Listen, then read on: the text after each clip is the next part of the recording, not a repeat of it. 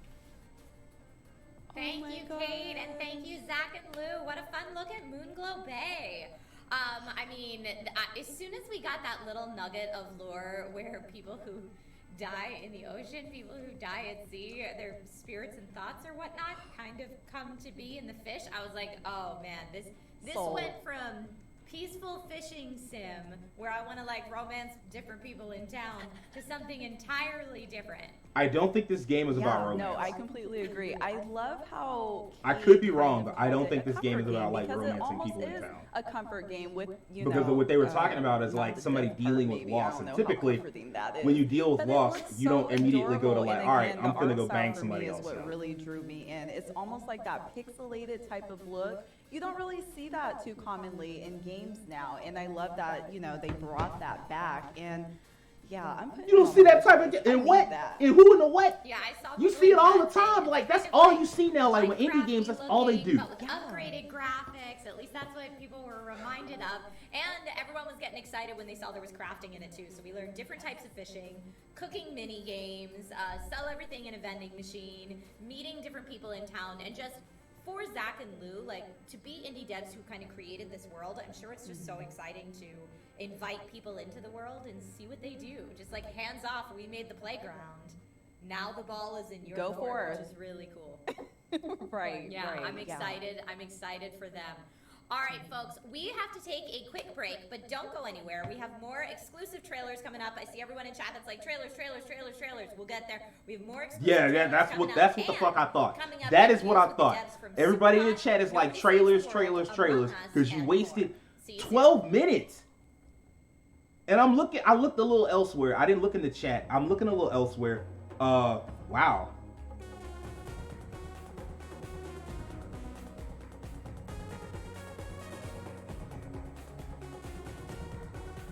She either capping or she doesn't look too hard.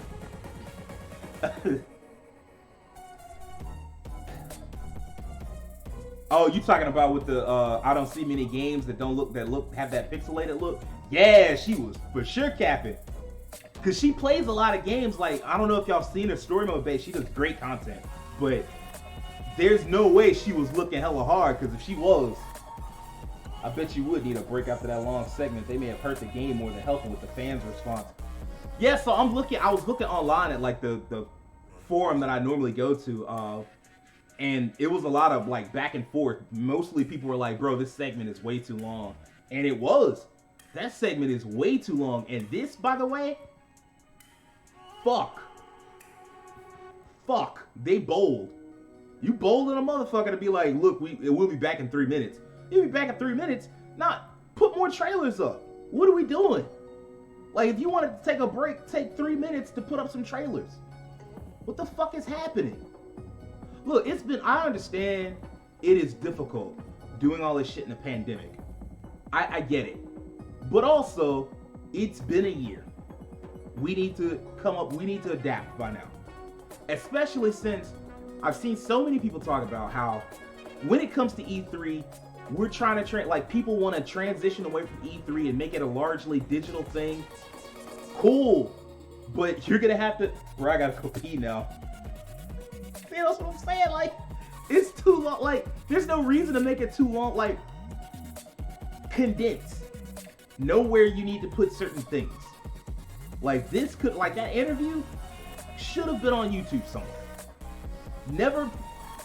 You taking too much time away, because if I'm not interested in that game, death. And then if I weren't streaming, I would have cut the whole thing off, and maybe I missed some games that I want to see. That's not what you want. You want to keep that down to like 2 minutes, and even if you're interviewing the people, 5 minutes. That was way longer than 5 minutes. That was like, it very well might have been 15 minutes. It was definitely 10 to 12. There's no reason for that. All events on Twitch Gaming are co-streamable. No. But like, what's with the ad space? Like, in fact, hell, I would have actually preferred you had some ads up. At least we could have laughed at them if they were bad. Just putting a fucking counter up and being like, oh, well, 3 minutes. What? All right, we back in there. Let's see what they got.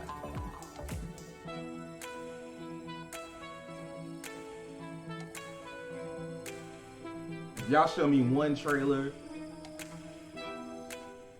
I was gonna say. Welcome back, everybody, to the ID at Xbox Showcase right here on Twitch Gaming. My name's Trisha Hirschberger, and I am joined by the fantastic Story Mode Bay today to tell you about all things going on the indie scene from Xbox.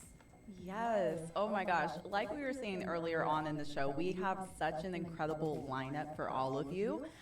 Coming up soon, Blind Gamer Steve will sit down with the team behind Soup Pot, and later on we'll be talking to Victoria from Among Us. I know everyone in the chat is waiting for that interview about the At new least map with that will Among be Us, dropping in the game on if that March interview is kind of 31st. long, Okay, But cool. first, Among we Us was have one of the more biggest exciting fucking video game games of trailer reveals 2020. for you. So From what? Like drifting if it's a across long gorgeous interview, rally racing like they landscapes to earned it. surviving They the sold cold and they sold desolate enough copies of the game wilderness, to like our next buy announcements are coming that to interest. The Xbox platform That game that we soon. just saw Let's that take I a don't even look. fucking remember the name of. No, you didn't buy my interest. I don't know what you are. I don't know if you're good yet. All right, let's go.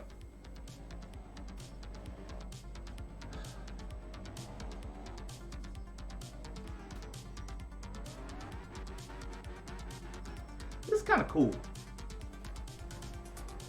I'm digging it because it's like just racing through relaxing environments. Excuse me.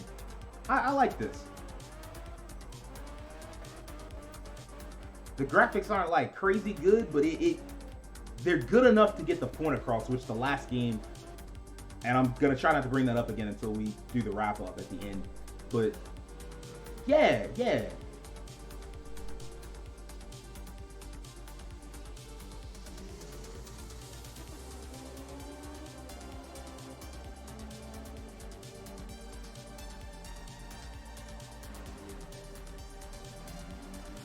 I'm not huge on racing games, but I can see myself playing this just to have fun. Because it doesn't even look like a real racing game, although I'm sure there's racing elements. It looks like a driving game. Like you just drive around environments, you know, you drift across roads, you in different areas. Okay, that was definitely like a racer. But like it just looks fun and relaxing. I like that. Art of Rally. I'm gonna have to remember that. Craftopia. Wait a minute now.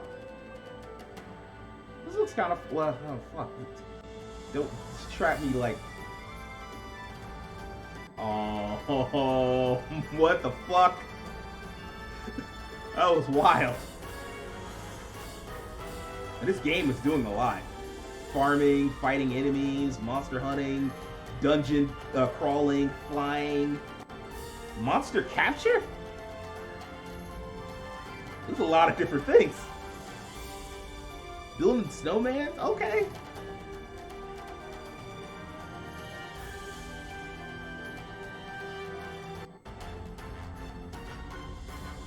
This game feels like it's missing an identity, but I'm still interested.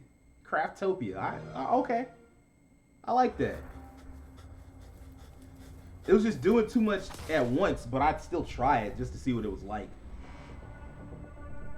Like, I assume it's priced at like a reasonable price. Like, if they were like $70, I'd be like, nah, bro, you thought. But for 20 or something like that, I'd try that out. Another survival game. Where you literally start out in your drawers for some reason. And not even like boxer briefs. It looked like you was just wearing like tighty whities.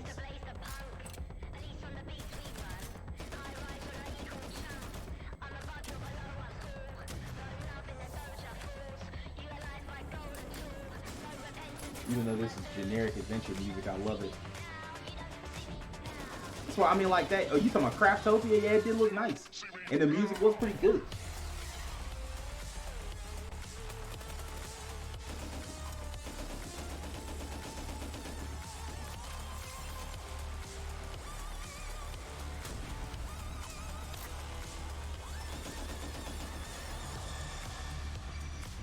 Rust console edition. It had the feel of a game that already existed, but I just got into PC gaming, so I didn't like recognize it immediately. But I didn't want to like say, oh, this new game, like it had the feel of a game that was already out. The frick is this?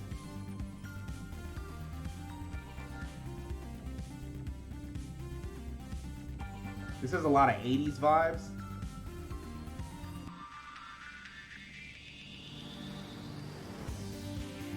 I'm gonna say this.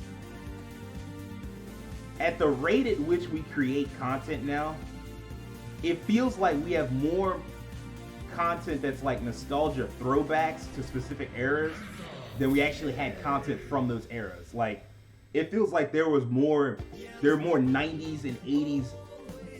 Yeah, we shooting in a wasteland. We unique. Rust is old though. Rust's been around for a while. But yeah, I feel like we have more content now. Like, I was looking at this parody trailer of like it's like a fighting game thing. It was like parodying like old school commercials. And I was like, I feel like we have more parodies of that kind of stuff than we have actual stuff like that. Mr. Peterson. This character Naruto has boy, one mission. hey, we Keep waiting on it that easy PC discovering his release. secrets. What the hell is this? And welcome to Hello Neighbor 2. In this game, you'll be playing as a local journalist named Quentin, who is suspicious of his creepy neighbor, Mr. Peterson. For those new to the Hello Neighbor franchise, this is Raven Brooks, the sort of town where everyone keeps to themselves and goes about their lives. Normally, you would too, except a bunch of people have gone missing. And there's just something strange about your neighbor, Mr. Peterson. Everyone is afraid of him. This There man a have been mad rumors scientist, of or he just children going weird? to his house and never being heard from again. Some people say he likes to lock people up in his basement. But no one has any proof. So people just try to avoid Mr. Peterson, his odd Basically house, the next and ignore the YouTube strange game sounds right coming here. from his basement at night. You have a feeling that Mr. Peterson is behind talking about Hello all Neighbor? neighborhood disappearances, but no one believes in your ideas and theories. And while you normally wouldn't break into someone's house, you're the only one who believes something is wrong and has the guts to uncover the truth. When you break into Mr. Peterson's house, you'll be going against an AI that is constantly evolving. Our goal for Hello Neighbor 2 is to provide unique player experiences. With the This is toaster? an experience that is driven by the community.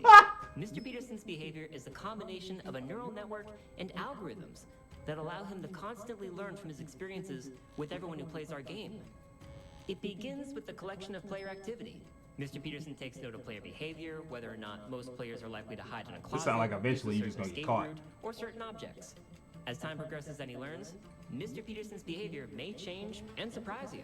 Gotcha, How bitch ass. Mr. Peterson plays in one encounter with you might be different from the next. Bro all on the due roof to his holler encounters at with Wick, the game's gets him some community help. as a whole. Bro, he was In this definitely way, like, the community hey, bro, what you experience mad of at? You just Peterson on your changes roof. over time, allowing for an AI that is developed through community actions, replayability, and great stories of neighborhood Yeah, shenanigans. because the first But one these took new off with all the experiences lore and go secrets to beyond find. Mr. Peterson. In Hello Neighbor 2, players can interact with all characters in Raven Brooks, and these characters share the same AI core, but behave differently and have their own stories for you to discover.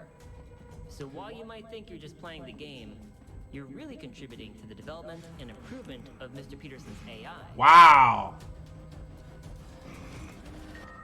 We hope this presentation of our AI and development gives you an idea of what to expect. This in Hello isn't a Neighbor 2. game that I would If you'd like play, to try an early access version of Hello but, Neighbor 2, you can it is check a out some of game our that I offers on the approve of. Microsoft Store. Thank you for watching, and we'll see because you it doesn't in the hit those neighborhood. typical indie checkboxes. It's not pixel art. It's not trying to tug at your heartstrings. It's just you going around having fun. It's not even necessarily like a horror game. There's definitely some horror-ish elements. It just looks like fun. So I played the first one and I was kind of petrified. Like, he was finding me from every little corner. I remember trying to hide in the rooms and he was right there waiting for me. So the fact that they're Brianna's making a camera second one, weird to y'all? and he's even smarter than the first game, I'm nervous. I'm very nervous. Well, that was one of the coolest things about the first Hello Neighbor is that, you know, he would adapt to your play style, and the more that you would do runs, the smarter. I didn't realize this game But was now popular. not Will having like it the only Hello be Neighbor game. your I didn't realize it runs, was but super the popular entire like that. community's runs But I can see that it. Mr. Peterson's learning from is frankly quite terrifying to me. Although I'm super interested that they said that the other neighbors will all have stories and will be able to interact with the other neighbors as well. That's super cool. Yeah, I her love that camera's in been Hello acting a Neighbor little 2 we get funky. little bit Okay, of so motivation that's what I thought. as to why we're invading this man's house. Whereas I feel like in the first Hello Did they Neighbor, not you're just check with like her those first, like to meddling see how it would kids look? Yes. that are- Is that not something that like Don't Microsoft Fall over shouldn't in do? my Like yard what's again, happening and- here? Yeah, exactly. Or did they like exactly. spring it on her Now, I late? was going to say I was very happy to see 'Cause I'm that, not blaming Team her at all. It's 17 not is her coming out fault. with another game. Like, They're the Microsoft same got all this developers fucking that money, made like, Overcooked, and it's on even y'all to the make sure that style your of the stream game, looks it good, not very on the 80s and pres- retro, presenters almost and whatnot, futuristic especially in a a way, situation which like is super the exciting one to unique see. one we're in. The first trailer that we saw with the car driving, again, a beautiful art style. I mean, wow, these trailers are blowing me away. It is a great time to be a gamer. Yeah, that first trailer we saw was for a game called Art of Rally, which got high praise from the folks at Top Gear and being a little bit of a a car enthusiast, if you will, an auto enthusiast, I was like, man, okay, loving it. That's some high praise again. For Art of Rally, Craftopia looked cool, and I saw a lot of Rust fans in chat when they were showing Rust Console Edition. So for our console gamer friends, you will be able to get into the world It's of funny Rust because her camera if, hardly acts up that's on your stream. jam. Yeah, that's what I was dabbled a thinking. I was little thinking the bit same in thing because Rust I'm myself, subscribed to although her I and I've dabbled seen on her a friendly content server, so I know multiple it can be a lot times and it's more never intense. looked bad. So it's If I weird was in how a it's more like survival-based server getting where all everybody's out to blurry get and like I don't everybody understand what's else, going but on. yeah, console friends, welcome. Here we Welcome go. to Rust. But all right, so that was just some more trailers for everybody to check out. I know chat is all about those trailers. Up next on the show, we have streamer Blind Gamer Steve. We'll chat with the dev team behind the new cooking-inspired game, Soup Pot. In Soup Pot, you'll be able to make food with a wide range of locally sourced or supermarket ingredients in traditional kitchens. Discover and learn more than 100 recipes while streaming your cooking on Cookbook, the in-game social media map. Okay, so we've got like a cooking game and a streaming game. Let's just take a look at the trailer. Let's do it.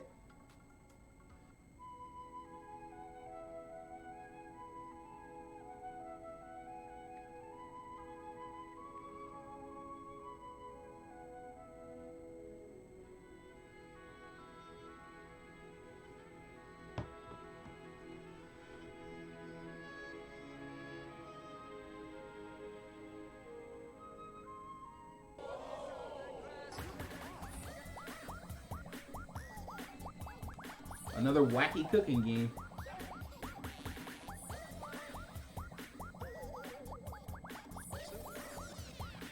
I'm never mad at these. They're innocuous enough. They're not something that I would play, but like I'm never mad at them for existing, even though there are like it feels like there are a ton of them.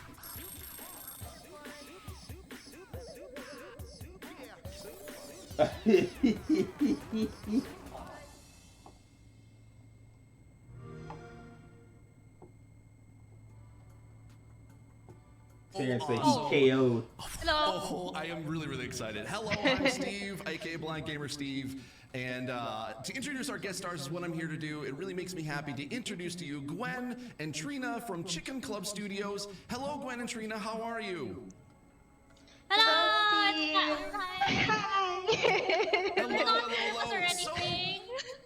Oh my Bro, God. Trina's camera got her looking like she photoshopped into the screen. What is it? Tell us more. We need to know more details.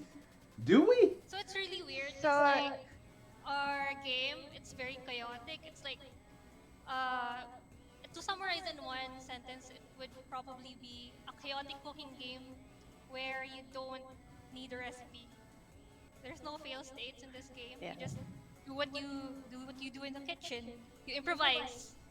So the player would be quote unquote streaming their process in the kitchen, and in Asian culture we don't really have fixed measurements for cooking. We just like we eyeball everything and then we adjust them according to taste. We just listen to the voices of our ancestors in the background. And we kind of replicate this way of cooking because we think it would be fun to play. We don't really know what we're doing. We just tap into the voices of our ancestors. All right. We wanted to Choice do, quote. the iconic cooking methods like using our fingers to measure how much water to put when you're cooking rice. Yeah. That is so cool. And you mentioned we talked before, like. By the way, thank you for tuning in. I know you're in the Philippines and it's way past midnight where you are, so thank you so much. But I wanted to ask because you said that it was that the Supot is very Filipino and Asian inspired. Can you tell us a little bit more about how that inspiration is part of the game? So actually, How do they make like, animated food Trina look so and I freaking both good? love to cook. I'm so hungry now. That's one I of feel the that. things. And then I forget who streamed the that, but I feel that. I feel like in pandemic animated, happened, and anytime you do Trina and anime or I video were just games, like, food be oh, looking you know, way like, better we're than it not look in doing real life. anything, like we're just at home. We don't get to eat out. They'll And show bacon and then, eggs, and I'll be like, we bro, I decided to cook make bacon and eggs games. every other So day, and last it don't year, look like we that. released a demo, which was called Putahe ng Ina Mo Sinigang Edition. And then we looked in the streaming part of it. And people really liked it. So one of the things that we wanted is like Gia, we asked Gia to do sound design where she talks about, she says the ingredients names, Wow. and Yeah, it that really carried drove over interest. into our actual game. Like when we saw how much people enjoyed So the audio demo and and visual, really like it, audio like we and feel video like we're issues. filling Like this in a is gap so no where Halo it's Infinite not too today. serious gaming, like it's Well, not instructional, like couple of we want things. to recreate as much as how it One, would be in the kitchen, which you ain't you mentioned playing Halo like you Infinite, fix Terrence. things I as know you you're go, not. things can get Two, messed up, no, Halo and Infinite's not gonna be here. This is like we not just want meant to be people like a to AAA game showcase. into the game I would and look expect at the that for game. like early Like June. the So fact basically in that 2 months. when you look at games in general, cooking Yeah, it games is 2 months, right? always E3's not that like a far from mini now. game, just So like a side thought. yeah, April, May, and And then like the start we of both love June. cooking, So like we like two both and a half love months. food also, so we wanted to put cooking itself as the focus of our game. Y'all think Halo gets pushed back? That is so awesome. Now we did. I hate to be see disrespectful to like what's there's happening a here, but like social network in this game I called feel like what's Can you gonna tell us a happen little here bit about is that I'm and gonna how start that ties roasting the in game, to the and I don't progression mean to system in do the game? that. So cookbook itself, we wanted a way to wrap the game, and then it's essentially Yeah, I think it's gonna like get pushed fake back. So a Facebook 2022 game is where what we're getting. you could look in Man, and that's you have like it. tasty Better viral be good. Like if videos they push Halo back and again, it better be good. There's also the current Like you don't have a games. choice anymore. yeah, there's also But why current would games, it though? and then I don't know. Like pretty I much feel you like learn by watching you push Halo videos back of the because game, so you it's also not. learn techniques like If through it a can't couple look, if sentences it's got to that be a you graphical want. showcase. But then there's So the if it part takes of more than a year to make it a production graphical where showcase, we've made it so so be it. that you could Because you actually can't like revamp the it was controls supposed so to be a that launch game. So now pushing it back, it's got to be you perfect. could Like you don't adjust have the game oh it's a in launch time. game excuse anymore. And So if it's not which is something perfect, that you was might as well really just go ahead and important push it back Actually, again. 'cause Because people are gonna want to play it no matter what. Because it's Halo. You have so many Halo fans, so like why risk damaging the brand, damaging Xbox, especially when you don't have any major games coming out.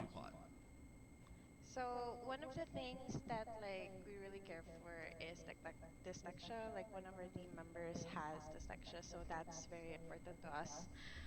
My We problem with that was these, a very long discussion. Whether we put in not that we're talking to E or independent developers, whether, but that the we games that they balance the show, balance so that people it's feel like I like don't really have that everything many is. questions. Another thing is that So this is just straight up a cooking sim. is designed It's to half a have, cooking like, sim, but also apparently you're like streaming as you cook.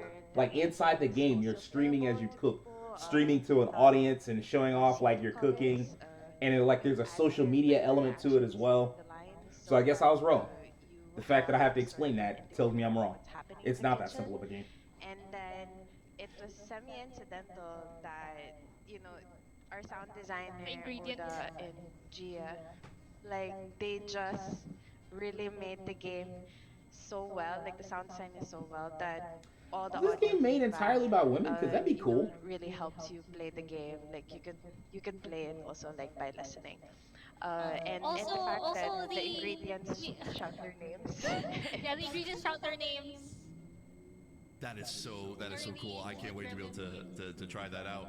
Now, Trina, I wanted to ask you because apparently I understand you're the queen of meme over there at Chicken Club. So I bet the I heard actual that you comments on the said that live there's some stream really are something creative else. and meme-driven I don't know if you were in achievements here a this minute game. ago, Terrence, but Can I've you tell us talked a little about bit that. about I what we're talked gonna look exactly forward to? And about you that. Like mentioned to me they keep earlier showing all these there's a pop-up comments and they're all 5-second positive, and I'm like, I know the mods are working overtime trying to find the one positive, the one or two positive comments that they can put up.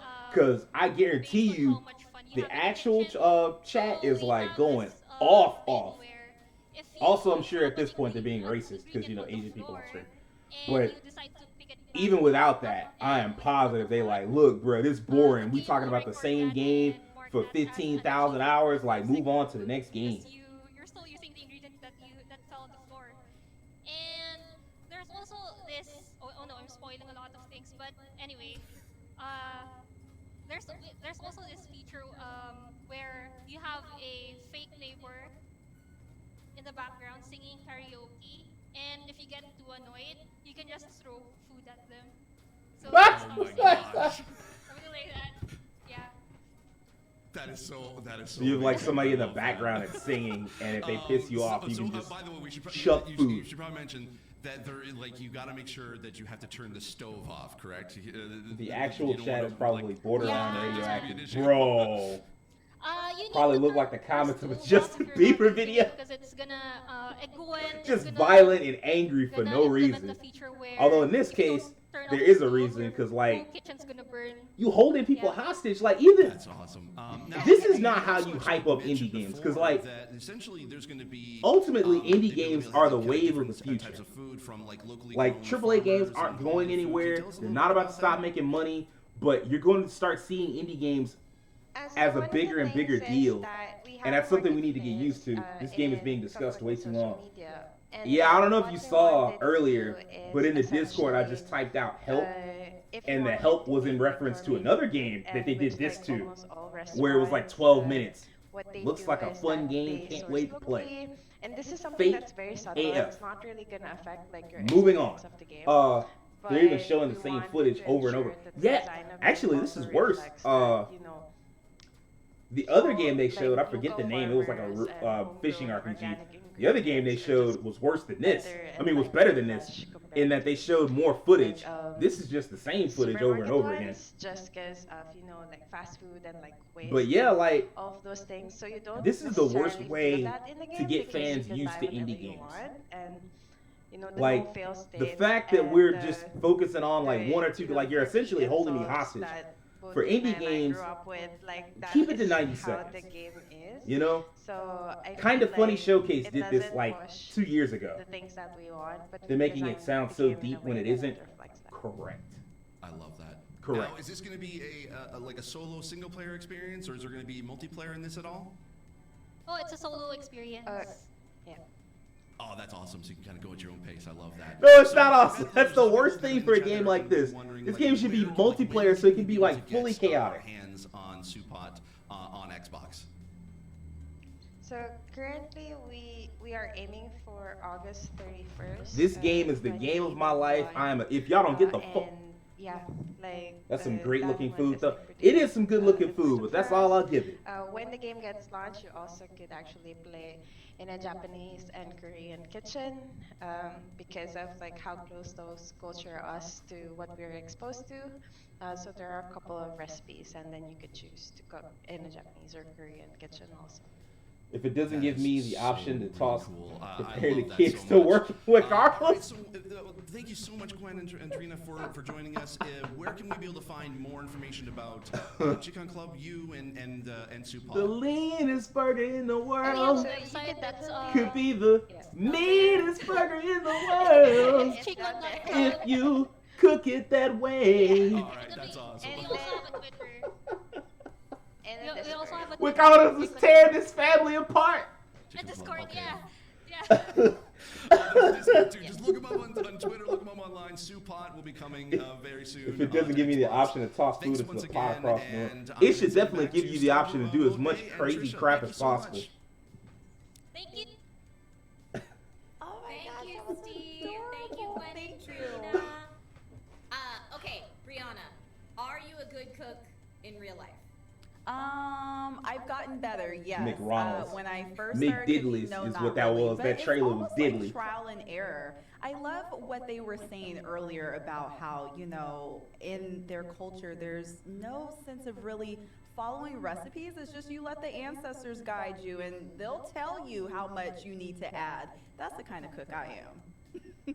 You know what? I self-professed not a good chef, personally.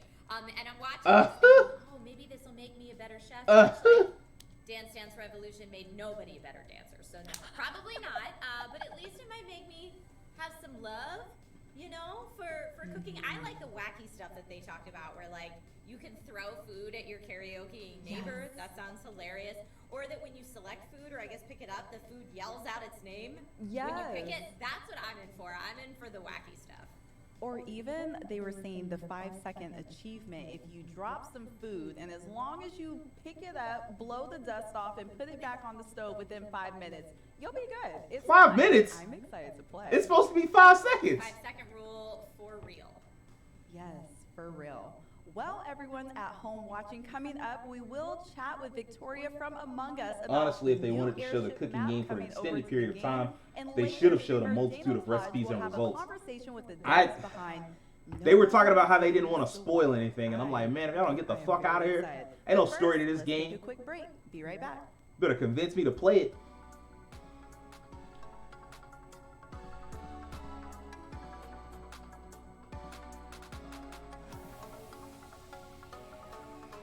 This is the worst run show, and I hate it for the people involved because like they did such a diversity effort, like an effort in like getting diverse people to host and to do interviews and things like that. You have so many like people of color and women, and like that's so cool. But it doesn't matter if the product is trash and the presentation is trash. They're doing a great job, but the way the show is set up is ass, and I wish they hadn't hold y'all like this. You're bigger than me, Sage. I couldn't watch more than 20 minutes of this. Look, I'm not gonna be able to do the full show. I'm gonna keep it 1,000. I just looked. It's supposed to run for 4 hours. I'm not doing the Snyder Cut version of indie games. I'm not. So at 2 hours, we're tapping out. Like, I'm gonna give them an opportunity to show as many games as possible, but at 2 hours, we're out. So in another 40 minutes, because I got a show I got to do tonight anyway. This is ridiculous. And I'm legit shocked. 4 hours later. No. Like, I am legit shocked that after a year, 12 months, that you had to figure out how to do shows like this, somehow you're still doing shows like this. With breaks in between. Even fucking the Game Awards, even when they did the Game Awards, they knew to put like commercials or something, not just like a countdown. Because what if I just walked away and decided I wasn't interested? Like, you're supposed to be hyping up indie games. What is this?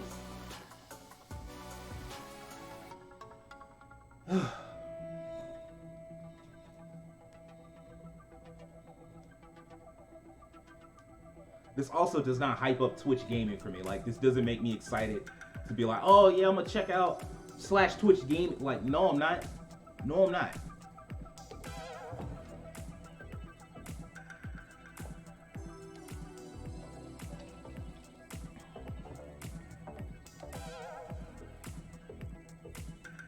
I was led astray because I was told this thing was gonna be like an hour. And then I went and did some looking and they were like, yeah, it's 4 hours. And I'm like, excuse me?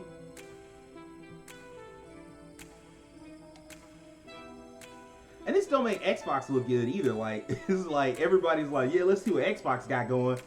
And then it's this. Hello, It's like, what? Hello, everybody, and welcome back to the ID at Xbox showcase right here on Twitch Gaming.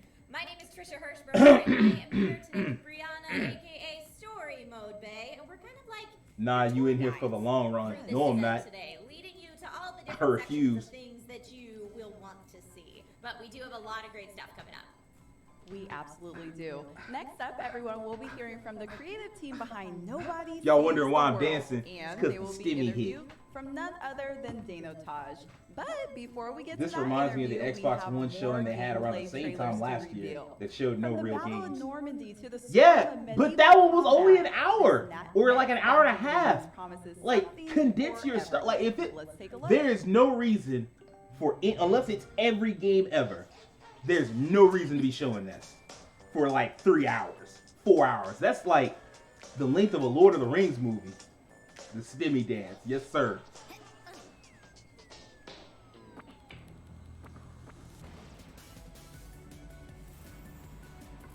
Okay, this looks creative.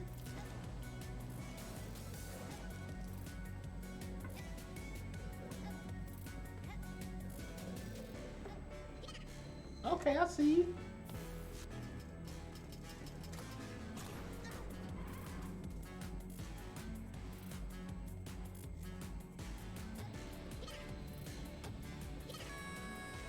I don't know what the point of it.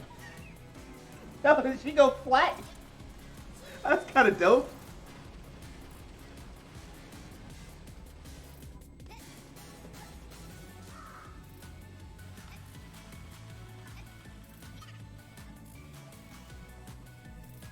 Still haven't gotten mine from staring like Squidward from the window. Yeah, I feel the same way. Like, I was looking, I was like, man, am I gonna get it? Because it took me forever to file in the first place, so I was wondering if I was gonna get hoed, but I didn't. So, and hang in there, Trail. The more I look at this, the more I feel like a 2D character got lifted and put in. Demon turf? Man, y'all hear about the Lil Nas X video where this man was like sliding on a stripper pole into hell? I'm like, yo, what the fuck? I'm not watching this video. Man, I'm straight. Like, I'm good, bro. What is this? Battle for Moscow? I swear I'm still waiting on mine and I'm big, man. Where's my fucking money? I know, right? Medal of Honor? Nah, Tim, Medal of Honor is a VR game. Like, the last Medal of Honor was a VR game. Enlisted. Okay, okay. Tripwire Games presents. Yeah, he put it all out there. He can keep it all out. He can keep it all to himself, because I'm not with that. That's just weirdo shit.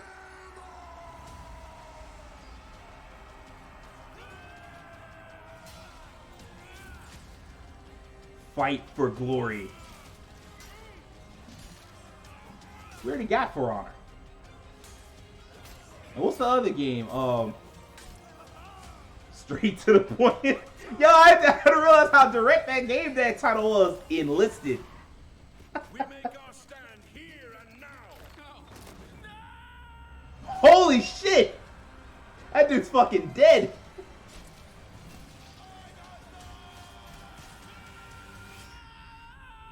Chivalry 2. Alright. Okay, I see. What is this now?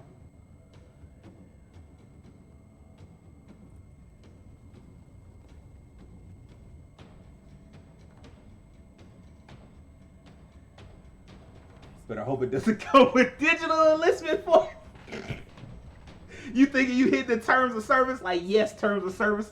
If somebody come knock on your door, excuse me, sir, I believe you joined the military. Like, bro, I was just trying to play a game. No, no, no. The game was called Enlisted, and you did. Like, not like this. Yo, this actually looks cold.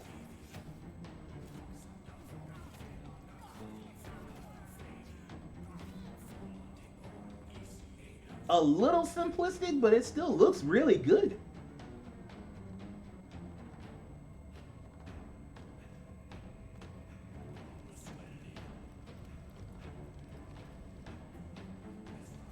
Holy shit. That troll was coming at you. What if we get copyright struck for the McDonald's theme playing? Because of an app.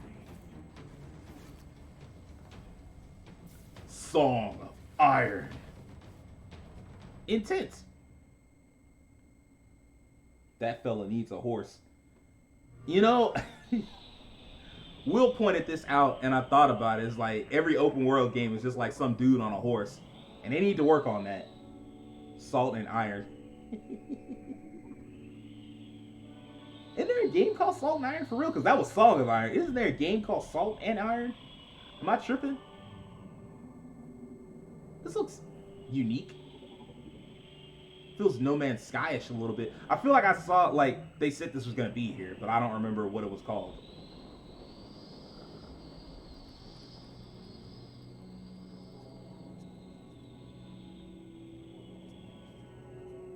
This be my problem with space games. They never let you be a character. Like, you're always, like, in a ship, and you are the ship, and I'm not a big fan of that. I think the Salt and Iron thing is related to triangle strategy.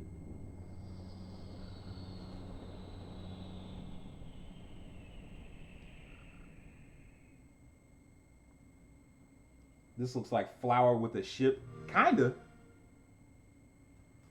I feel like there was a more engaging way you could have done that. It was so Yep, calm. Exo One, the gliding sim. Yes. I feel like is what that is. If you need to just zen out. I saw Blank Arcadian in chat when we were watching the trailer for King of Iron said Assassin's Creed of Persia, and I just thought that was hilarious. But you're mentioning things that I love, Blank Arcadian. So King of Iron might be right up there as well.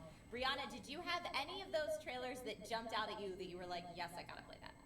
Yeah, that first one, Demon Turf, I think it was called, definitely caught Demon my Turf eye. definitely It's looks kind like of the like a best. 3D platformer, but what I liked about it is they kind of experimented with that 2D style a little bit as well. So yeah, I'm excited about this. Also, what I'm equally as excited about is our very next interview coming up. Up now, streamer Dano Taj is going to connect with the devs behind Nobody Saves the World. From the developers of Guacamelee, oh, I love that name, comes Nobody Saves the World, which is a twist on an action RPG in which you play many different character forms, each with their own unique gameplay mechanics. You get to explore a vast overworld, clearing generated dungeons in an effort to beat back the calamity and save the world. Let's check out the trailer. I'm gonna say this. Hold on. Let's let the trailer go through first.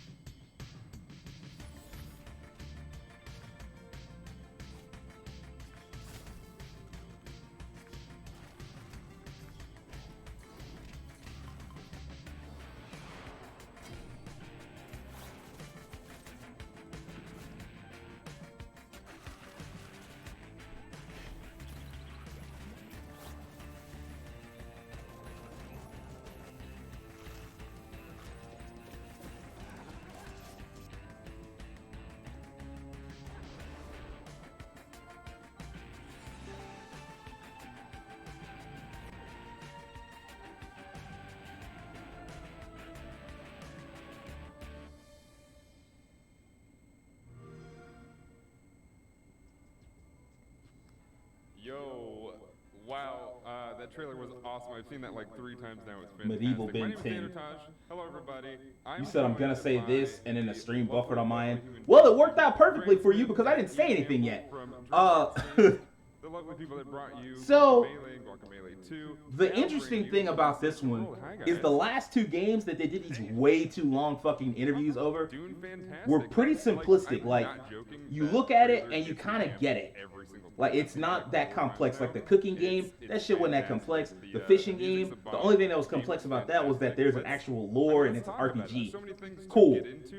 That one looked complex enough that, like, I'm kind of interested. Like, tell me what you're thinking about this game. We got all kinds of things. Well, we can explain a little bit about the gameplay, how it works, and what we're going for with the game. Yeah, please. I guess, Nobody Saves the World.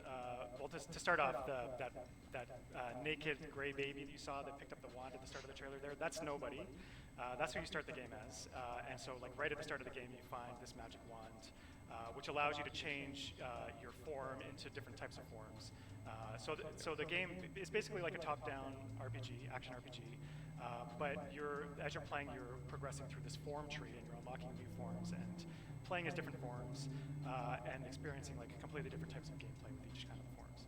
So at the very start of the game, the very first form you'll unlock is you gain the ability to turn into a rat, and you actually use that ability to escape imprisonment. You get imprisoned at the start of the game. And then, so once you escape from your prison, you notice that the rat has this long list of quests that the rat can do using the rat's abilities. And when you start working on those quests and completing those quests, your rat starts to rank up and gain new abilities, and you also unlock additional forms that you can switch to, which have their own list of quests. So slowly throughout the game, as you're playing, you're unlocking new character classes, which we call forms, and exploring those different gameplay mechanics with the different forms, unlocking new abilities, unlocking more forms. You can see a little bit of the form tree in the video right now. You can see the player just turned to the rat. So in a quick nutshell, that's kind of what the game is about. So so the forums, it sounds like it's good for you showing exploratory stuff and being able to.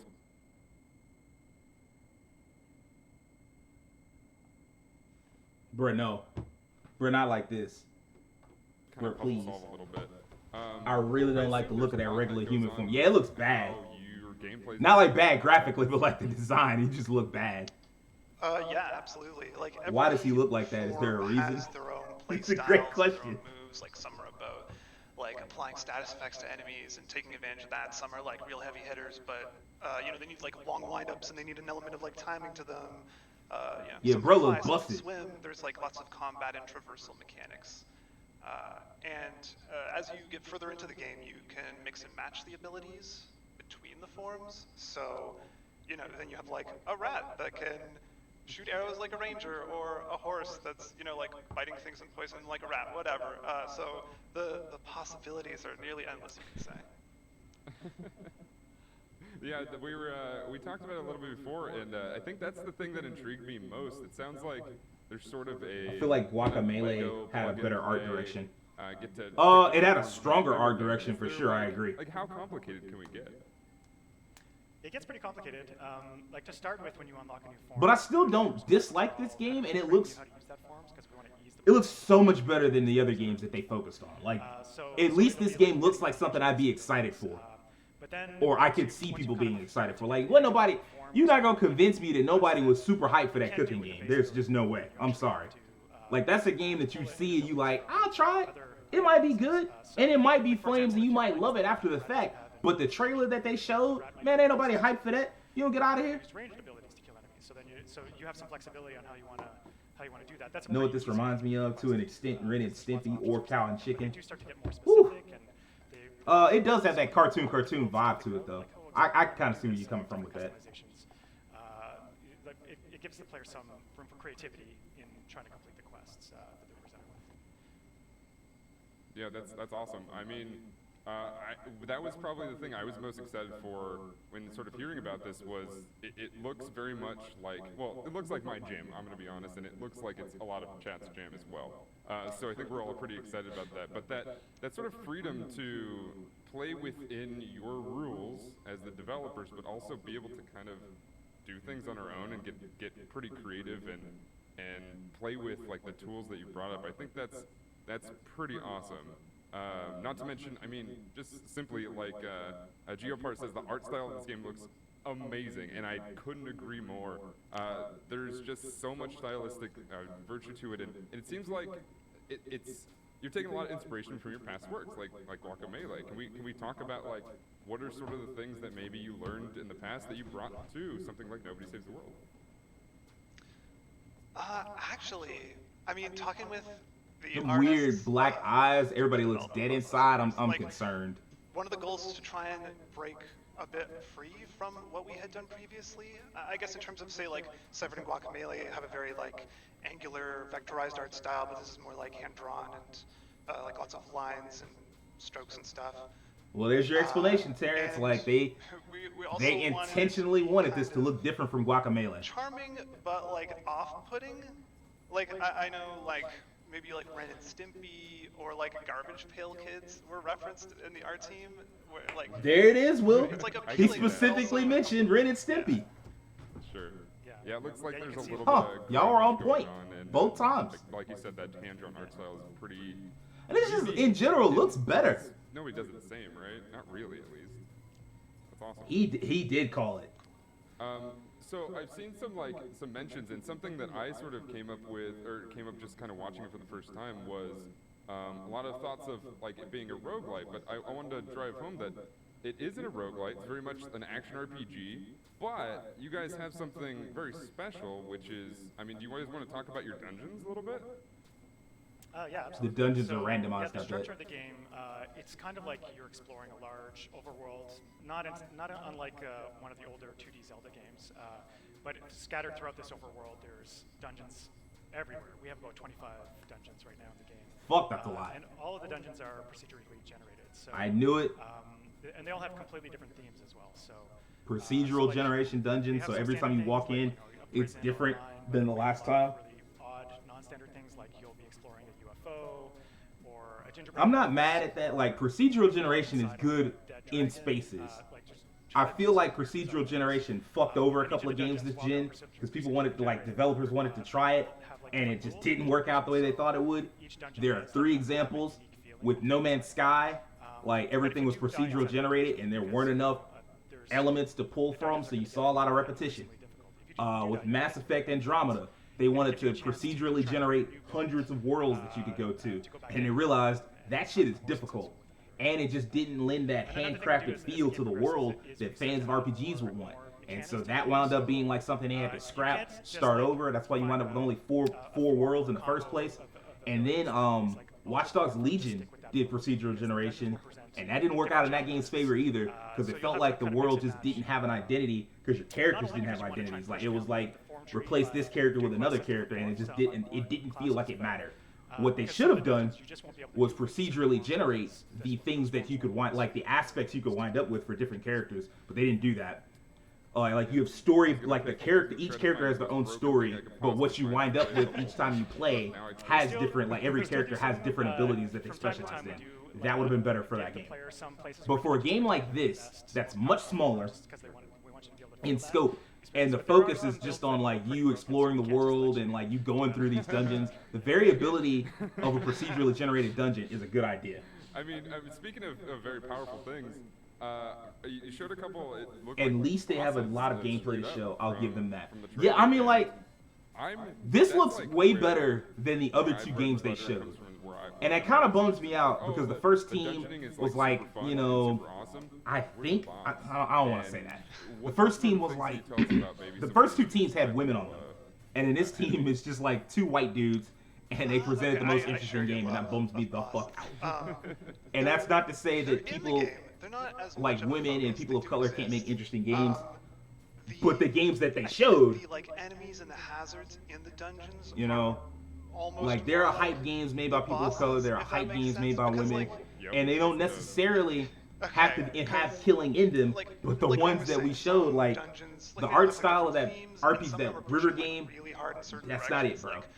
That cooking game is pretty cool, and I understand wanting to hype it, but hype it for 90 seconds, not 5-6 minutes. Even though it doesn't look like something I would play, I appreciate the creativity and thought behind it.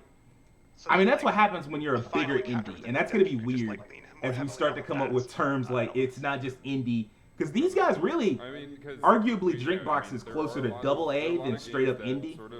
Like they're really, their games are super polished, and it doesn't have that experimental feel. Like they kind of know what they're doing. And a challenge all the way. At least we got Among Us, by the way, with respect to the diversity element. At least we got Among Us coming. Among Us is definitely made up of a diverse team of people, and it is hype. It is very fun to play. It looks fun to play. It looks cool. It has great art design. So at least we have that, right? I don't think so. We're not trying to go for like. Those first 2 games are like, man, stop holding us. Stop making us look bad and boring. Although there are some places that are pretty difficult, like there are a few key dungeons that you'll have to do throughout the course of the game that are more difficult, and those are the ones that I was mentioning where we kind of like allow the player more flexibility in what their build is going to be going into those dungeons, because we want them to feel like they're creating like really powerful builds. But no, in most of the dungeons you could probably clear them in like a small number of attempts. And like I said, there's a lot of dungeons though, and we really want the player to be like moving through the world and exploring this vast overworld, meeting its inhabitants, and also jumping into all the dungeons that they're finding. You know, I can't even say I wouldn't play this game though. I would at least give it a shot, depending on like how much it costs. That's awesome. I don't think I'd finish it unless it was like really short, but I would give it a shot because it does look fun. Cool. I just like the visuals of looking at the tree and how it kind of flows together. It seems really easy to read, which is a relief for a lot of things that have been, just kind of everywhere. Man, Tim was not capping, bro. That dude looked terrible. He looked down bad, bro. Everything looks, which is cool. You mentioned also that there's a lot of high-level story. Is there something that we should look forward to sort of getting into as far as like getting fully immersed in what sort of story are we going to be looking at? There's a lot of variety, I would say. I guess it's like a blanket statement about the whole game, is us trying to be like charming and varied as much as possible. But like, Understood. I would personally say to look forward to some of the characters you will meet. Like, my favorite is Marty Joe, the hammer curse, who is just like a person cursed to be a walking, talking hammer. He's got a really good storyline going on. But yeah, there's all kinds of like many strange people in many strange situations that you're going to meet. And actually, it kind of ties into the quests that like have been described a bit already, but the ones we talked about are kind of like combat quests. But the story allows for a whole lot of other quests. Like one of them is to get sat on, or one of them is to like fall in love, and like so you're just, you know, you'll always be finding these things as you're going through the world. It's an exciting part of the story to me. That's awesome. No, that's cool. It sounds like there's a lot to look forward to. I mean, just characters in general are fun to sort of get attached to. I'm hoping you don't make us sad with any of these characters. I'm not going to ask you to react to that or anything, but I mean, you know, there was a whole thing going on Twitter. It's like, don't cry, it's just a video game, but look at this game. And I feel like these types of games where you introduce really cool characters have a lot of opportunity to make that happen. So I'm both excited and hopefully I do not get too sad with these things, but it looks really, really awesome. Is there anything that we may have missed that you would like to show off today about Nobody Saves the World? I think we covered most of it. Yeah. Awesome. And I feel like this interview is shorter. I'm looking forward to it. Because that other interview, the one with the fishing game, that shit was long as hell. For no reason. Like, man, they really just like squeezed out every bit of possible interest you might have had by like focusing on it for way too long. This feels like we just kind of got through it real quick. Just today, even maybe just like right now, we're opening up a public Discord for the studio. So you can, if you want to know more about the game, see more cool stuff from the game, please follow us on Discord. I think it's like discord.gg/drinkbox. Yeah, those are the places to follow us. Oh, fantastic. Awesome. Thank you all so much. Thanks to Graham and Ian for joining me. Thank you to everybody for watching this. Please keep this on your list, because I would love to see as many people play this as possible so that I have things to talk about with you all. Yeah, this does look like a game that I would go ahead and get. Story Mode Bay and Trisha, thank you both for joining me, and thank you all so much for watching. See you guys. Thanks, Dan. Thanks. Thank you so much to Dan Otage and Drinkbox Studios for that interview. Oh my gosh, Nobody Saves the World. I really like the fact that there's so many generated dungeons, so the gameplay almost doesn't Maybe the feel interview after the fishing game earlier wasn't ready, so they let them go over it until it was ready. That is actually a good point, Tim. That's a really good point.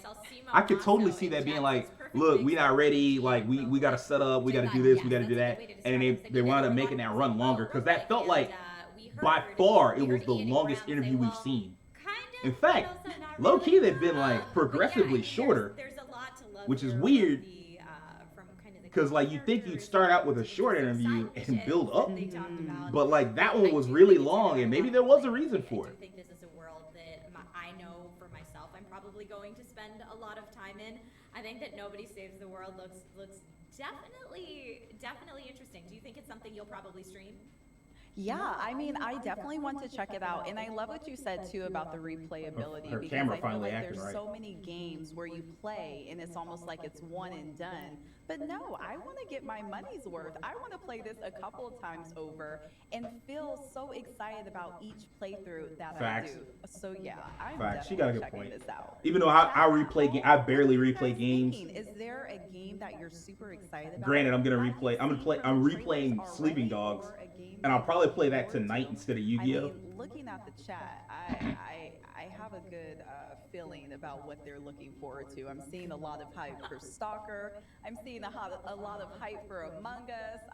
I want to stick around until Stalker pops up, because that is like the big game, and I would like to react to that at So least. much to get into today, so let's go ahead and keep this party rolling. We've had so many great game announcements already today, but next up we have a number of titles never before revealed. Dun dun dun, that's right, new game trailers. Let's take a look at those now. Thank you for not having a break.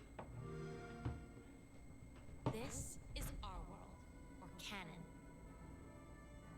It is a world world gifted with magnificent Wait a minute now. generous nature, albeit sometimes harsh. Besides ourselves, the Marios, our canon is home to the Pesca, Will, you still up in there? Because this look like our kind of game. This look kind of cold. the Arctons, and the Oasis. Also, the chicks in this game are thick. Wait a minute now. What is this?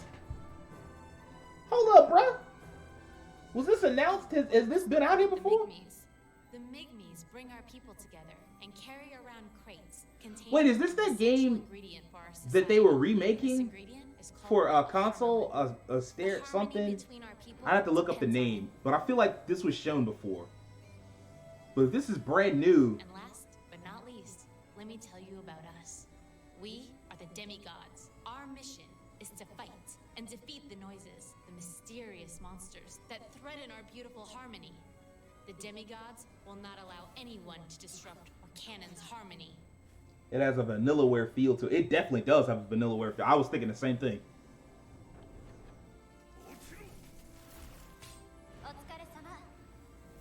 Demigods, ascend!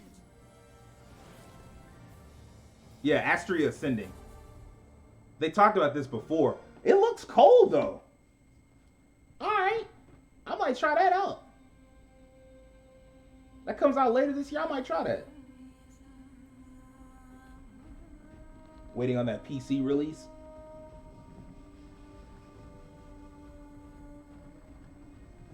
I feel like I remember seeing this.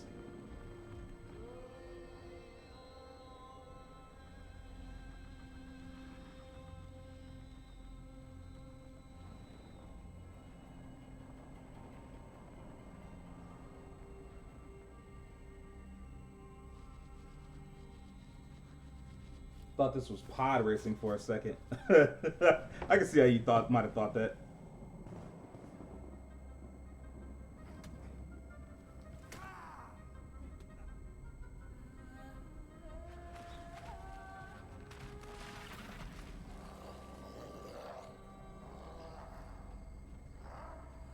Yeah, I definitely remember seeing this. Like you build these different giant whatever the fuck those things are, and you do battle with different groups.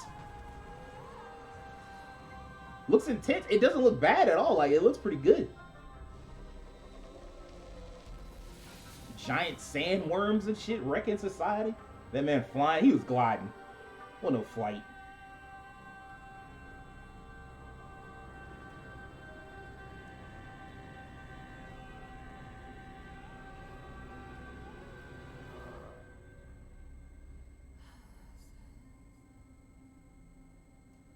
Last Oasis? Blech. Yeah, it's Last Oasis. Okay, cool. Ain't look bad. Out now. Okay.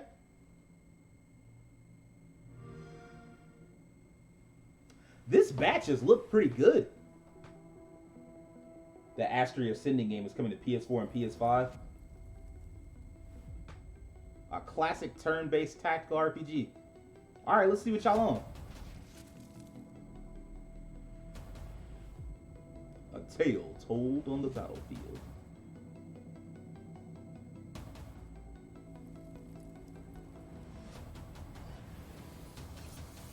Yeah, magic and shit.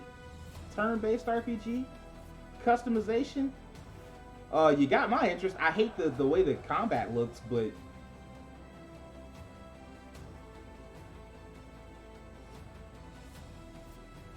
I love the way this looks, but I hate the way the combat looks.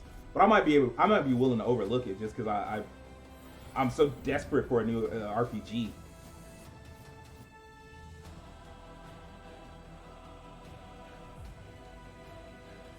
An empire to unite. At this point, I'm just trolling. Or one to cleave asunder.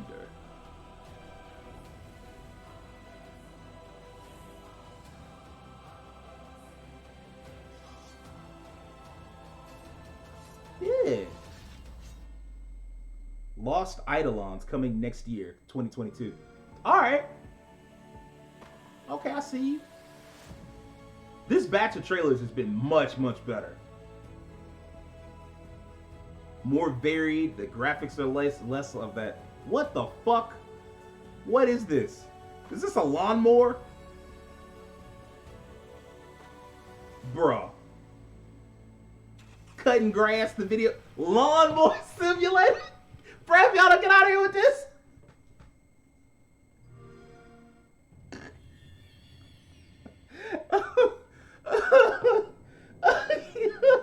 Man, ain't nobody playing that shit.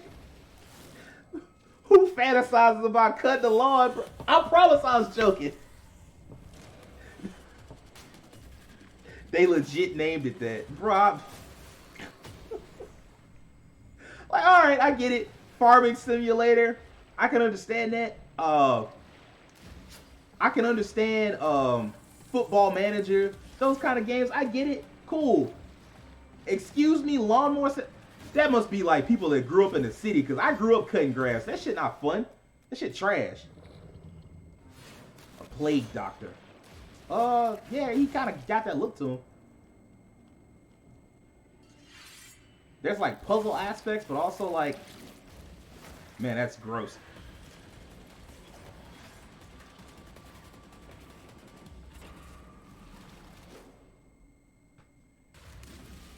I can't say this game isn't creative. Even though it's like pixel art and all of that, I can't say it's not creative. It's got a vibe to it. What is it called? Loot River? Okay. Did the people who made Blasphemous make this? Facts. Cutting the grass? Pass. That's what I'm saying. Like, you're not gonna tell me that people that grew up to actually cut grass fantasize about cutting grass. Like, I did that shit even on a lawnmower. That shit was miserable. Get the fuck out of here. Lost Oasis looks great. Lost Eidolons is maybe how you pronounce it. I think so, yes. I want to see one of y'all count. Loot River looked awesome, and I saw chat also very excited for some of those things. Lawn mowing simulator made me giggle. If you want a really, really intense, very accurate lawn mowing simulator, then that could be you. But Last Oasis is out right now. Ain't nobody want that shit. Trisha, nobody want that shit. Incredible. And again, like you said, there's so many fans. If you're age 50 plus, Lawnmower Simulator is for you. It looks incredible. Now, even in your 50s, like you're gonna go tell me you family. Thank you, Lawnmower Simulator. LOL. That's the best I can think of. Are you just kind of nobody hyped for that game? And they had some good graphics to it too. It was looking. I'm like, all right, I see the graphics on this. About it, man. That last trailer for Loot River. Oh yeah, I'm excited for it. It's almost like you're moving in a puzzle type of motion. It's like an adventurous Tetris, if you will. Oh, I want to play it. Oh yeah, and the second that I see Super Hot Presents before any trailer, I'm like, yes, please, let's get that. It looks like it'll be challenging, mixing the puzzle play with the combat, and the art style looks cool. The second I saw the Plague Doctor helmet, The studio that made Blasphemous is the Game like, Kitchen. Oh, this is gonna be rad. I'm into it. And Lost Eidolons was like everything I love about a medieval character creator with what looked to be turn-based tactical combat. I don't know if we can specifically tell that. Loot from the River is trailer, so but that's new what that I don't know who made that, so I can't tell when you. combine those two things, that is something I am definitely Stop the John Deere propaganda. HVAC repairs. The one with the Yeah, bro, they gonna have you fixing air conditioners and shit the next game if they keep this up. That nonsense out of here. I'm trying to remember all these titles. They A were Dirt so Devil sim. good, but that one Yeah, you gonna have them out here vacuum. Maybe Last Oasis. Well, I mean, actually, the one with like the cool airships. That I'm pretty sure there is a game where you just like clean up houses and shit, which also sounds fucking boring as fuck. That you were thinking of, but yeah, really, really fun trailers. I'm glad to see everyone in chat getting hyped for some games. Next up on the showcase today, our next guest is one of the creative minds and developers. I mean, there's a PC building simulator. I can see that. That's building a PC is kind of exciting, especially if you like. And on March 31st, money is not an object, and you can just get up in there and do whatever. I can see that. You could be hyped about that. Let's go ahead and take a look at the trailer for the new map now. Ride or hover around in the house. Hey, let's go.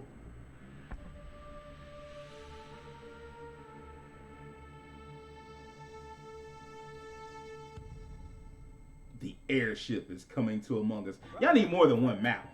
Get yourself acquainted with the layout of the top end airship. Enough slacking, go to your tasks. You may need to take a ladder to get to certain areas, or maybe just take a nice shortcut. Is it finally time? I Choose a hope. route to start in after a meeting. Someone keeps trying to sabotage us. Stop their plan. Keep your eyes peeled. We definitely have an imposter here. Holy shit! That man Cyclops you to death.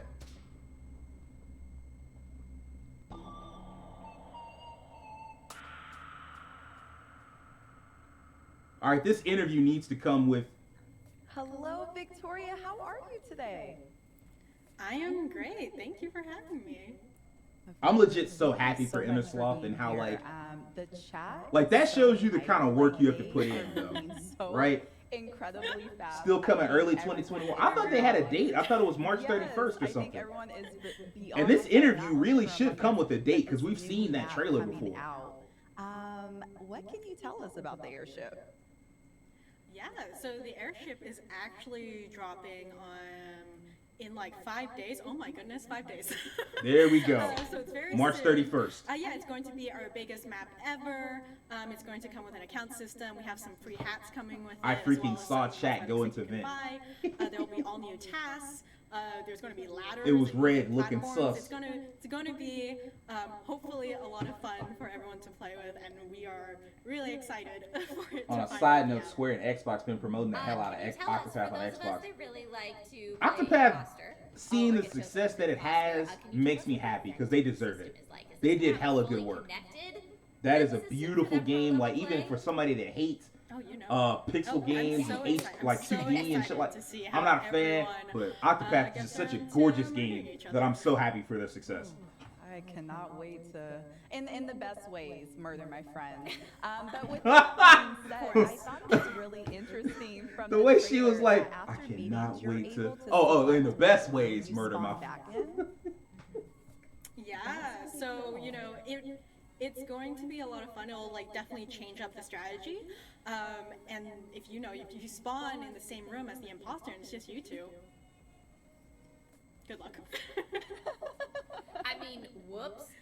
Do you have any pro strats for people encountering a map that has dual level play? Yeah, just run as fast as you can. Among Us gonna get the Just player spike trust again for no this new one, map. run as fast as Absolutely. you can, all that kind of fun stuff. Yeah, it's going to be a lot, and we hope like in the future to make bigger lobbies so you can have more players, but that's going to be coming in the future. So. That's exciting.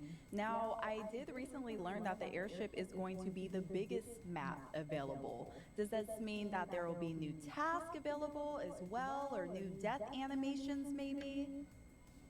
Yeah, so there's going to be all new tasks available, and there will be one new death animation if you buy the additional cosmetic pack that comes with it.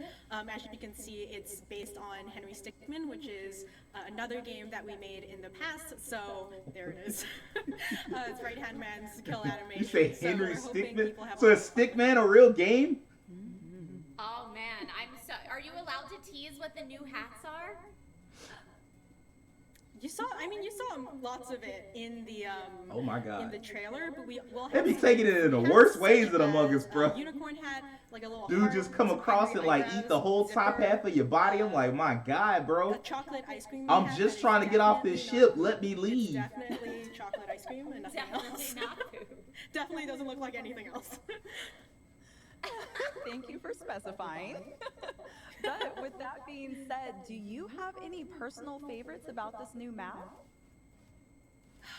Honest, okay, so I know it doesn't, I don't know why I'm so excited about ladders, but I am. It's just like something, it's just so simple, and there's really nothing that special about it, but I just love the like simplicity of ladders just everywhere. Henry Stickman is a real deal game. Simplicity Yo, I thought RDC was joking. They just talking about Stickman. You said this was gonna switch up. They made that joke, and then people was actually in their streams talking about play Stickman, and they like, bro, that's not a real game. All right, here's the main strategies that people are running with right now that would consider themselves, pro level at Among Us, because there are people out there who are very good at See, this I believe. Like all these positive chat messages now, I believe them because people actually love that game. And like I said, they bought the interest. Like they bought the time. This interview, they bought that. Like they have people invested enough so that you can take out time and have the developers sit there and talk to you. And kind of their strategies and see Like those games where the game is where the developer is brand new and like this is their first game. Like, man, you haven't bought my interest yet. Like, let the game come out, and then with your next game or with like additions to your new game, or even just like after the game comes out and it's a success, we can interview you and talk about it. But like when the game first comes out, like, or if the game isn't even out yet, like, what are we doing? Like, 15 minutes? Stuff like that, that it's kind of like I barely talk to people I like for 15 minutes. What are you talking about? Oh, this could be tweaked, and not just necessarily like tweaked to make the game better, just to give people options of what you want the difficulty to be. And I'm sure Brianna and Victoria, you could both relate to this, but it's like, you know, if I'm playing Among Us with my family members that don't game very often, my settings are going to be very different than if I'm playing with a bunch of streamer friends that are, you know, 24/7 Among Us players. Yes. Yeah. Definitely. Yeah, I think the cool thing, right, is just to see all the different kinds of people that come together to play Among Us, right? It's not. I usually don't watch dev interviews like that unless I like the game after it's come out. Exactly. It's been really nice to exactly. Like, if it's a game that you love, and then somebody says, "Hey, they did an interview of this dev," you're like, "All right, bet." Like, if you're a Tekken fan and Harada does a video interview, you're in there. If you're a Final Fantasy 14 fan and Yoshi P does an interview, you're like, bet, I want to see what he got to say. But for like a new game, and if for it to be those interviews were so long. Like, keep that shit to 2 minutes at best if you have to do them. But to me, if you're going to do them, it would be better to just put those up separately. Like, maybe you interview someone for a few seconds and you say, oh, there's a full interview on our YouTube page. Bet. So I have to ask you, Victoria, how much do you play Among Us on, like, I would say a weekly basis? Are you like, hey man, this is my work, I kind of need a timeout in my personal life, or are you just 24/7 in the game? Yeah, because it's my work, I try to separate it. Like, I'll play it for charity and stuff. But the thing is like, I'm not actually a great imposter. Like, Forrest, who's our programmer, accurately called me out for being an imposter because no one was dying. Like, I was too anxious to kill everyone. So I don't really play it in my off time, but for work, Best obviously game I and will. best dev. Thanks to the devs for this cool enough. map. And I believe this. speaking of Like, I work, legitimately I mean, believe it. I just have to say, Yeah, I it should feel be an like elevator the pitch style team interview has at best for been these games. incredibly The interviews are busy longer than the within actual last footage of the year. games. How is Like, even Nobody Saves the World, Guacamelee, that is a developer that has built up the cash to do that. Yeah, we are. And this is a developer that's built up the cash to do that. Now, the footage in this is very similar to the other two games from before, as opposed to Nobody Saved the World, which had a lot of new footage. But I mean, like, Among Us, you don't play Among Us for footage. Like, you don't play you don't play Among Us for that. Like, you play Among Us to lie to your friends. That's basically what you play Among Us for, right? So. But it has been a really, really wild 2020 and 2021 at this rate. Yeah, I bet. I see Reash45 in chat says, thank you to the devs for this game. And I'm trying to keep up with you here, chat, but it's going so fast because there is so much hype to see you, Victoria. Yeah, I believe that there's just a shit ton of hype for this. It's just super cool. And to get a preview of this new map, and I'm sorry, I just laughed at that. You play Among Us to find out who the psychopath in your friend group is. Right there. But yeah, the airship. That's what you play Among Us for. You're not really playing Among Us for graphics, and you're not playing Among Us to look at, like, I mean, the animations are fun, but you're not really playing it for Get their that. hands on any of this content, or at least ensure that they will be getting their hands on this content on the 31st. Where can people do that? The great thing is, if you've already bought Among Us, whether that's on PC or mobile, it will automatically update. It's a free update. It will be there for you. If they release a new map every quarter this year, then that would be dope. It will be coming to Xbox. Quite frankly, they should be releasing a new map every other month. But every quarter, every 3 months would also be acceptable. I'm very excited about it. I gotta do Among Us on stream at some point. And with the console, We get the guys together and we can just do that. Cross-platform play as well. Yes, there will be cross-platform play because you want to play with all your friends. Oh, we love that. Shit, that's We probably what they was absolutely working on love that. cross-platform. Victoria, I don't know. Hey, man, where let us know. Time went. Things I'ma definitely flew get by on that. so fast. We could literally talk to you all day long. But if anyone has any questions or wants to know where to find you, do you have maybe a social platform that you prefer people to reach out on?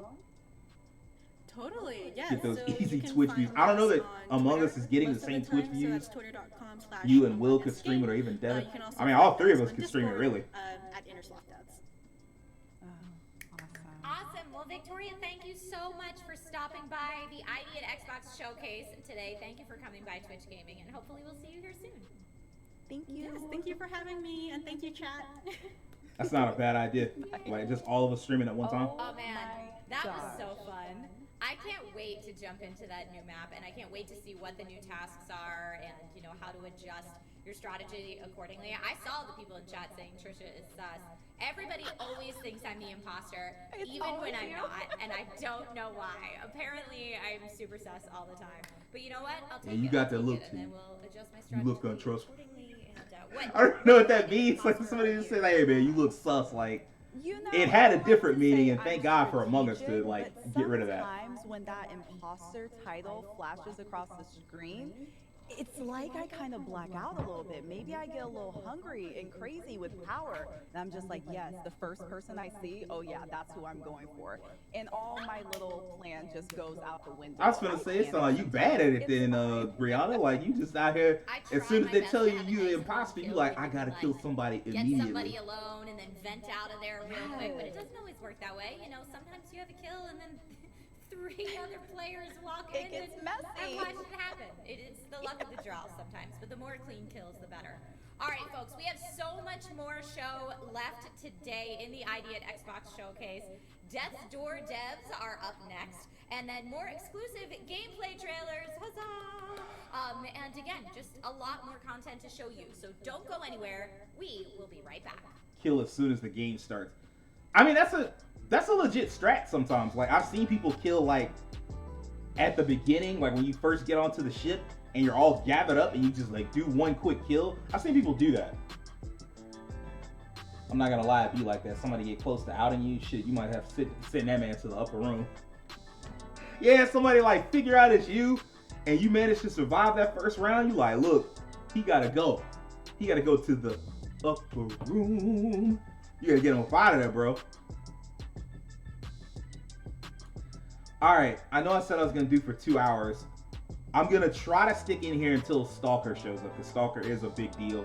And probably the biggest deal on this whole thing. And then I also wanted to stay until we saw Among Us, which now has like a release date. I don't know why they said early 2021. They should have just said March 31st. That was weird. I've used that same song for client videos. What, the one playing in the background right now?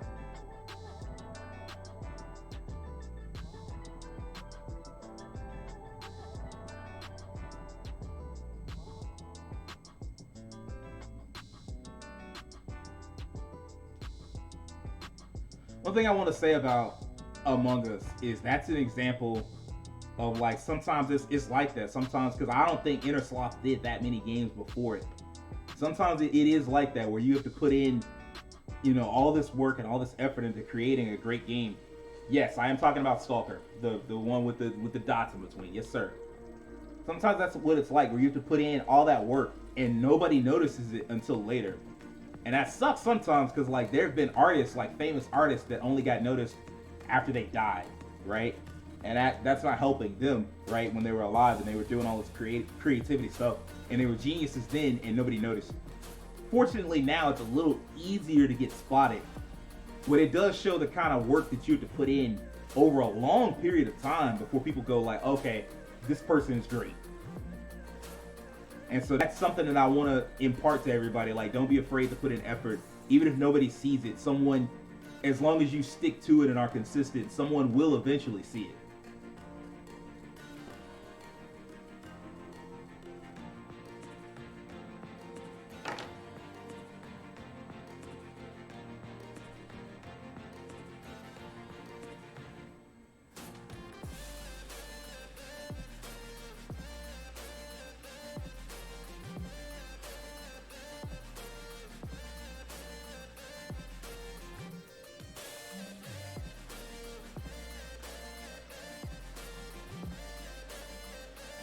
This music was better than some of those interviews.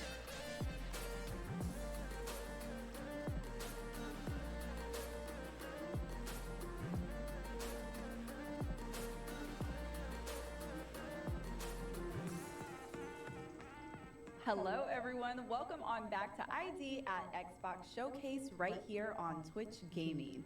Coming up, we have very special interviews with the developers. It's wild because there are people that are in the voiceover scene that were on voiceover amateur websites like 7 years ago that are just now blowing up. So yeah, you're right. It really does take time. Like it takes time and like the ability. It takes that passion. Like you said, we'll chat with the And then it also takes Death's Door. So almost like a in Death's Door, brokenness you'll be in playing you as the Crow, where to feel like, look, this is something that I'm going to do, and it doesn't matter what the people say around me. It doesn't matter what anybody thinks. Like this is a part of me, and I need to do this to be who I am. I need to, like you use voice acting. I need to do voice acting. I need to act.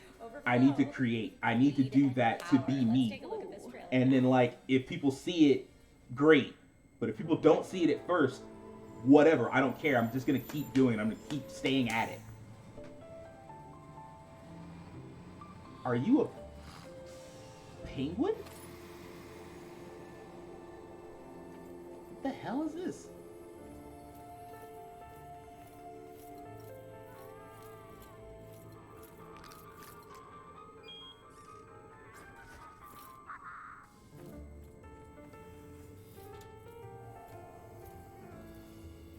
It's got a vibe to it, I'll give it that.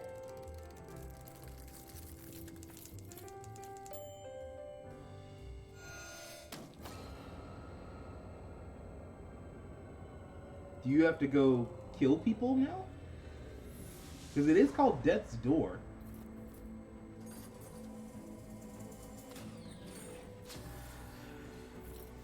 So instead of like Perry the platypus, you're like Perry the penguin? You take the sword and you like hired to go kill people. It definitely looked like, bro, he looked like he about to fuck people up. Okay, that's not a penguin though. I don't know what it is. It's definitely some type of bird. Wow.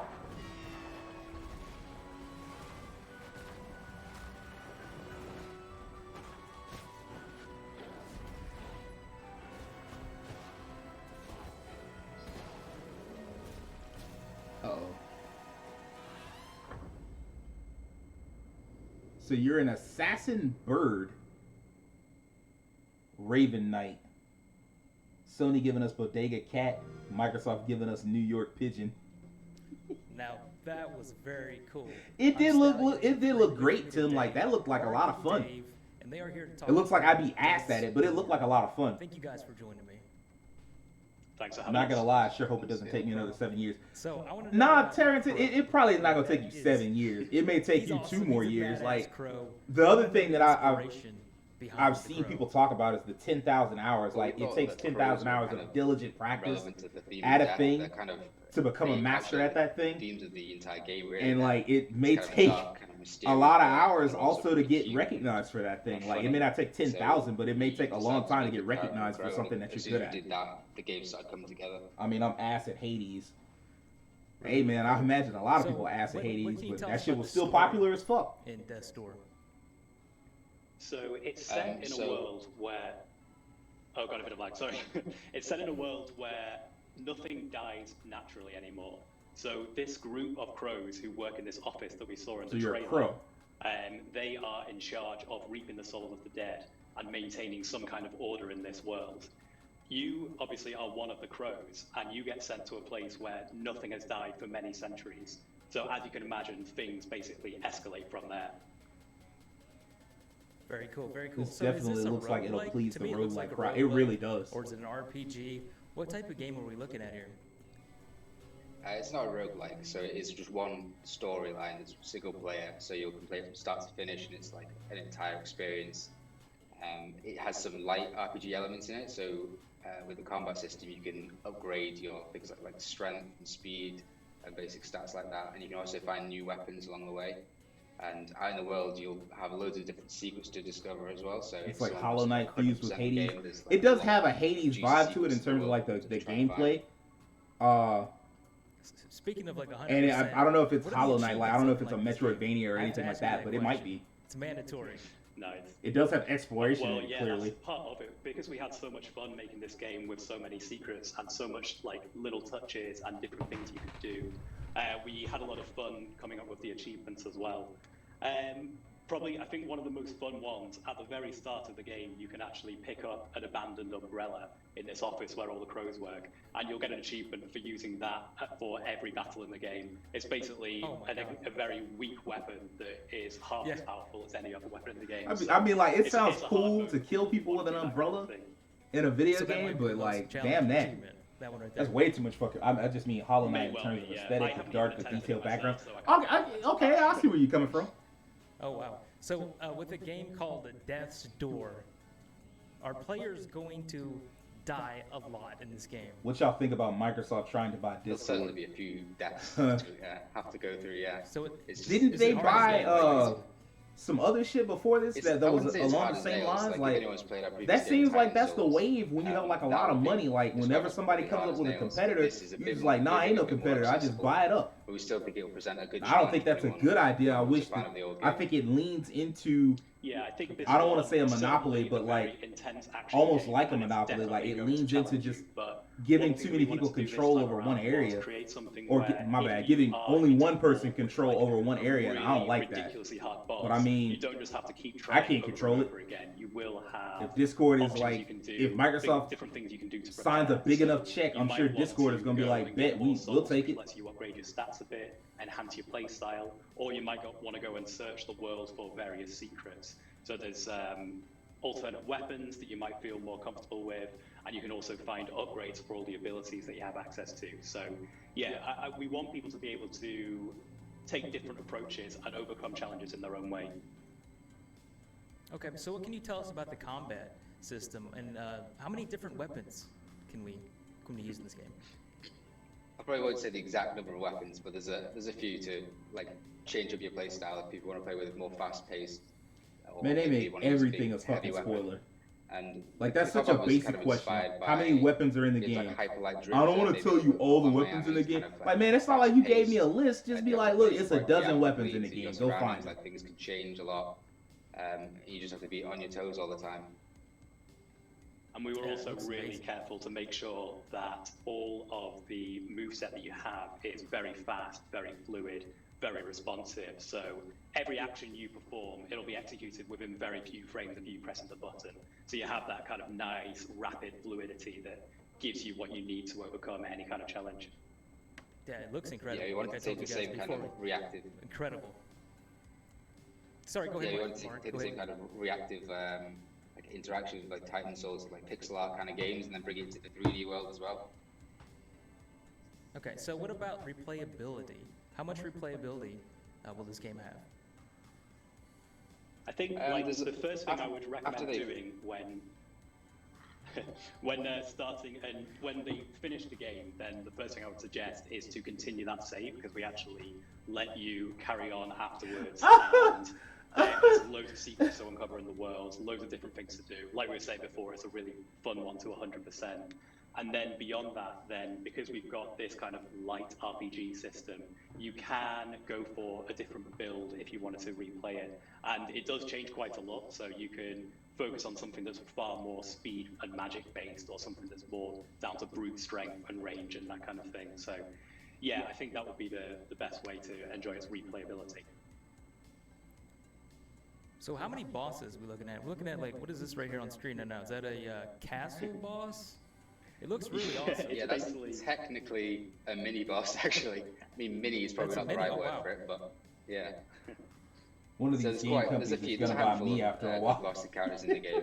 As you progress through, you kind of the core bosses Bro, have you on their own sale? storylines that develop, and you kind of interact with You them just a few let people, times you while just letting you're on companies your come journey. by and be like, look, come here. So by the time you get to them, you maybe know that their backstory, and you're going through their area of the world, which is kind of they've left their mark on the world.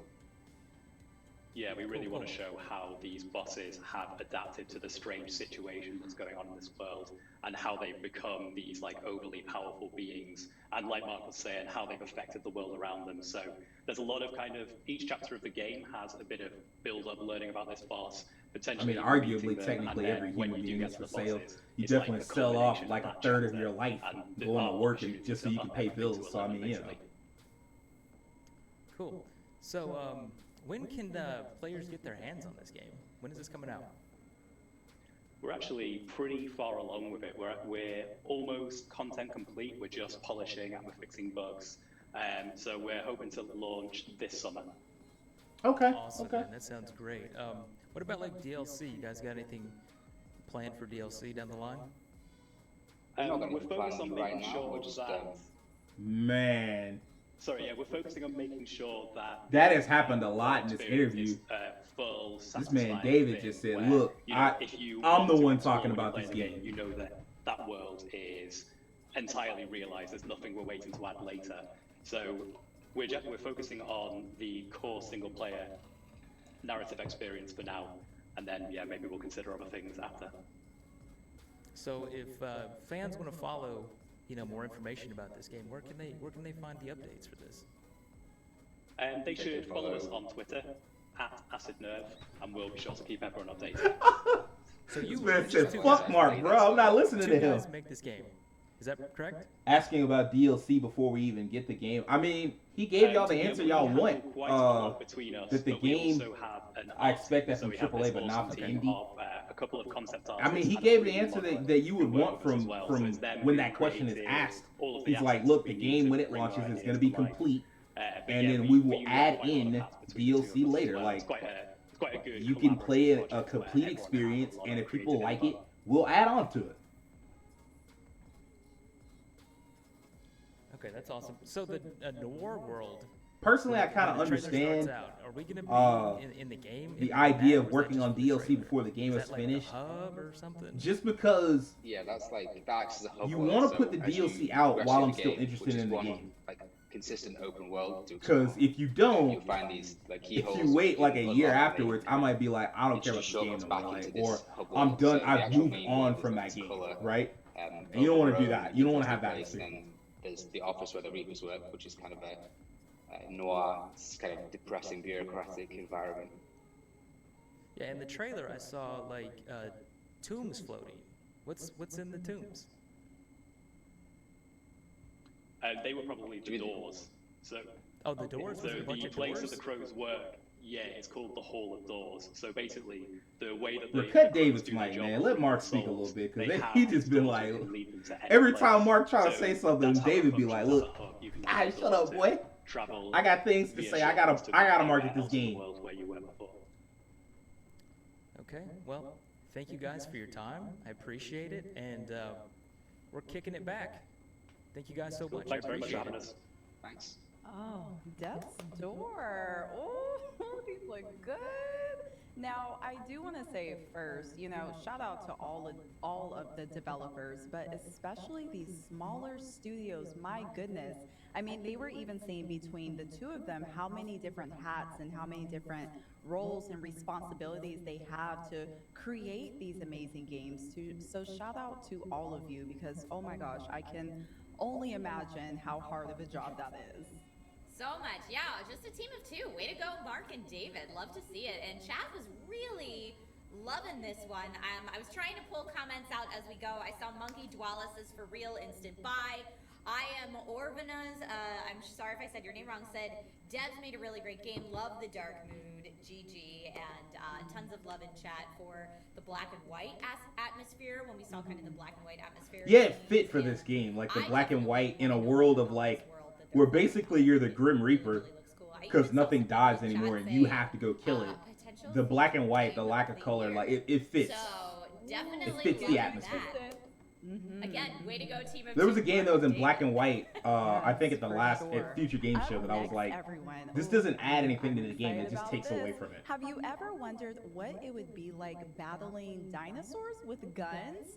Or are you hoping to learn what kind of weapons you'll get to use in Stalker 2? Our next batch of trailers will provide many exciting updates to games we're all right, here we dying go. to play. I see you guys in the chat moving. Let's take a look at some more new gameplay trailers. Here we go.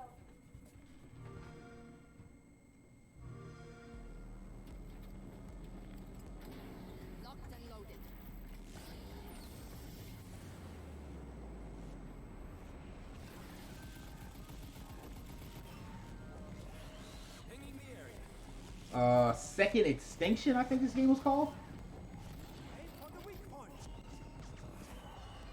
Man, just put Turok out and just let's get this over with. That's what people really want.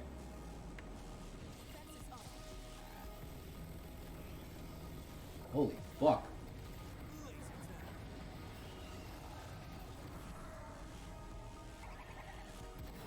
Players win battles.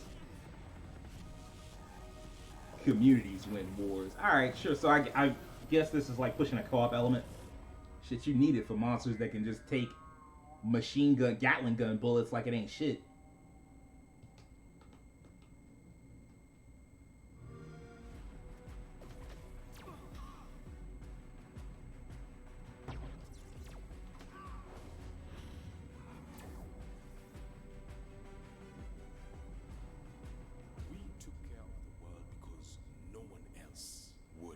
What the hell is this?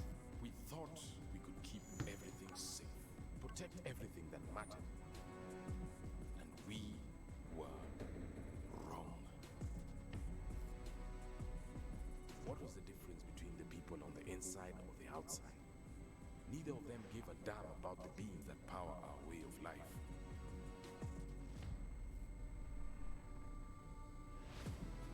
Trespassers are the same, murdering living creatures for a tiny piece of horn.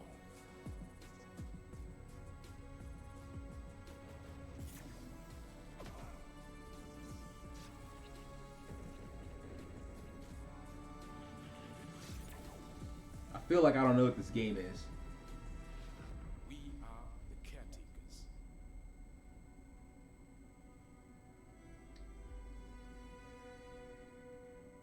There's a website, but I feel like if you went to the website, it wouldn't show you all that much. Still, you know.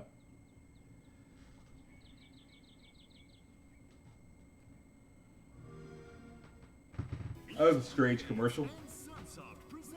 Ain't T Cray still around?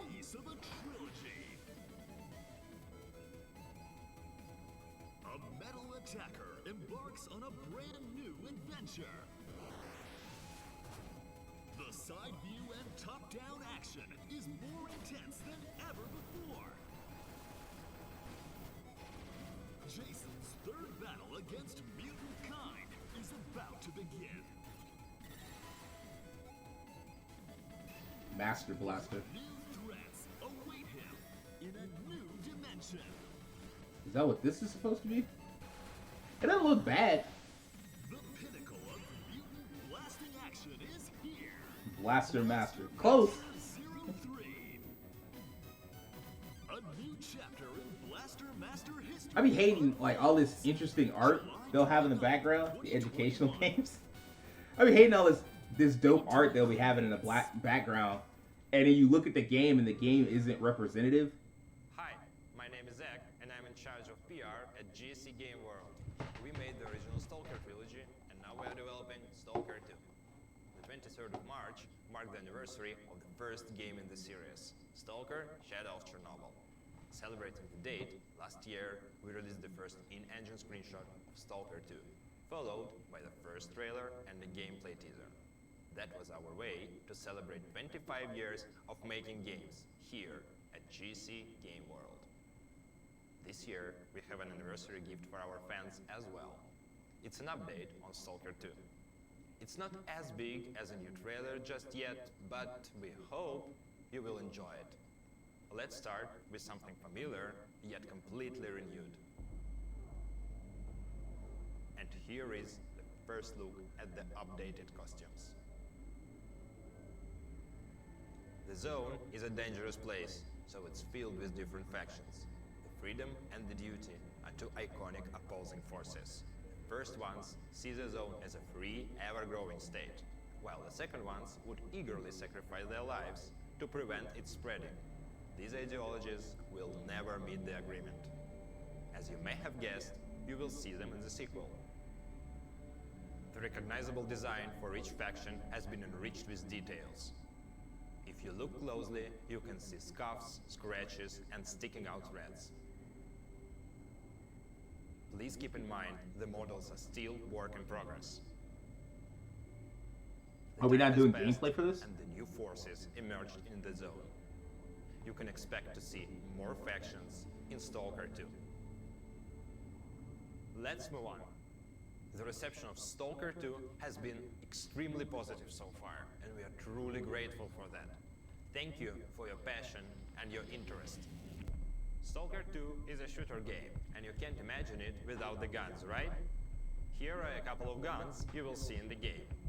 The arsenal will include more than 30 different weapons. Of course, there will be lots of modifications for each gun. This is skin hype, huh? That's what we're doing? Yeah, that's what I'm saying. This is not off to a great start. And I feel like there are some Stalker fans that are like, yeah, this is what I wanted to see. And they wouldn't have let off a game that they didn't care as much about. They'd be like, I can't believe this is all they showed. And that's where I'm at.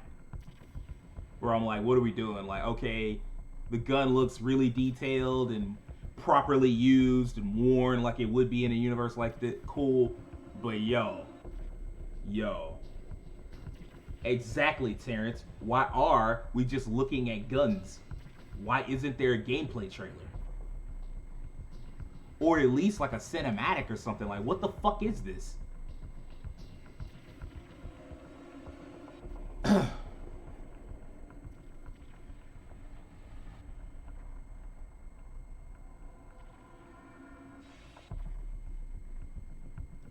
Shoot them, reload them, something. Thank you. Do something. Like, what is this? And this is like long too. Holy crap. Y'all really like, this is bold.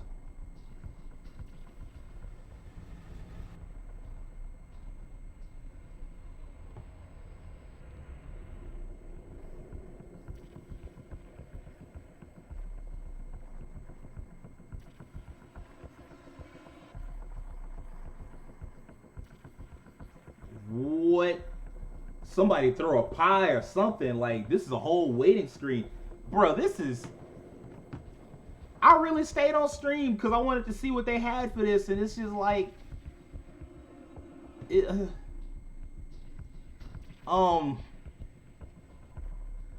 Look, I'm not a gun nut or a stereotype that likes this shit. Please move on. I imagine this is an NRA fan's wet dream. Man, isn't it though? Like... Somebody's like, the marks on the barrels are so realistic. This is exactly how a gun would come to get, like, bruh. Finally, we get it. Let's finish with something completely unexpected.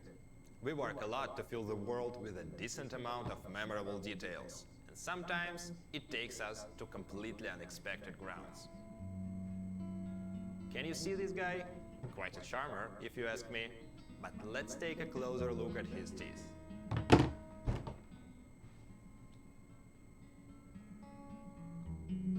If y'all don't get the tooth is gone, or changed, or replaced with a dental crown. This shit disgusting, bruh.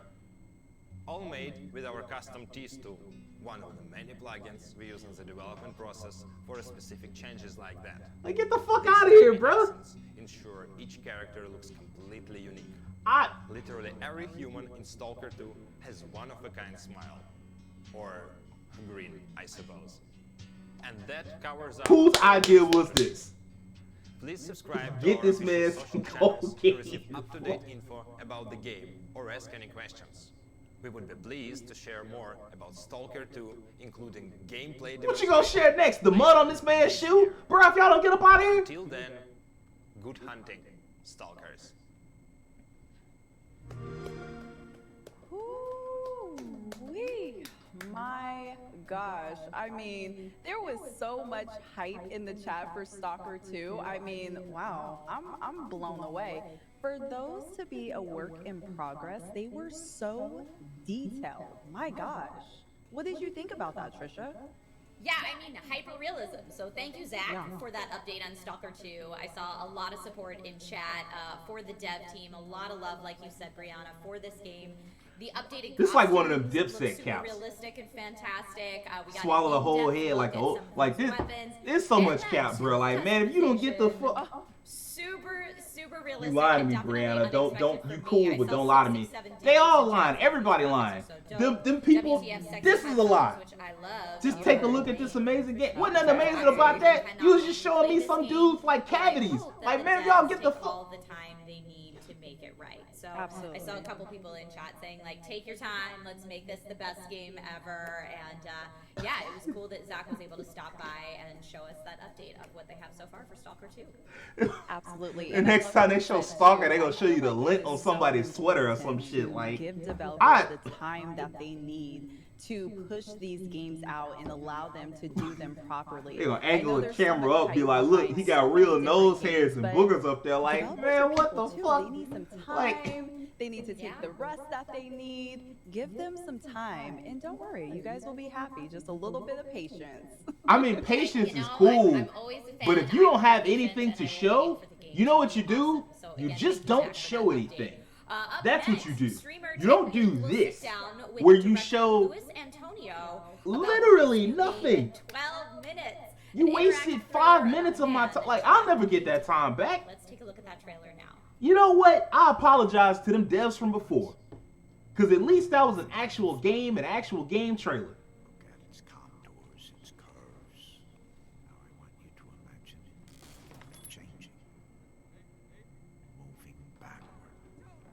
Oh my God, what is going on? I know this is a game 12 minutes, but holy shit. It's 12 minutes live, ain't it? May you be free from suffering. May Bro. you be free from fear. May you know. Bro, this is a lot.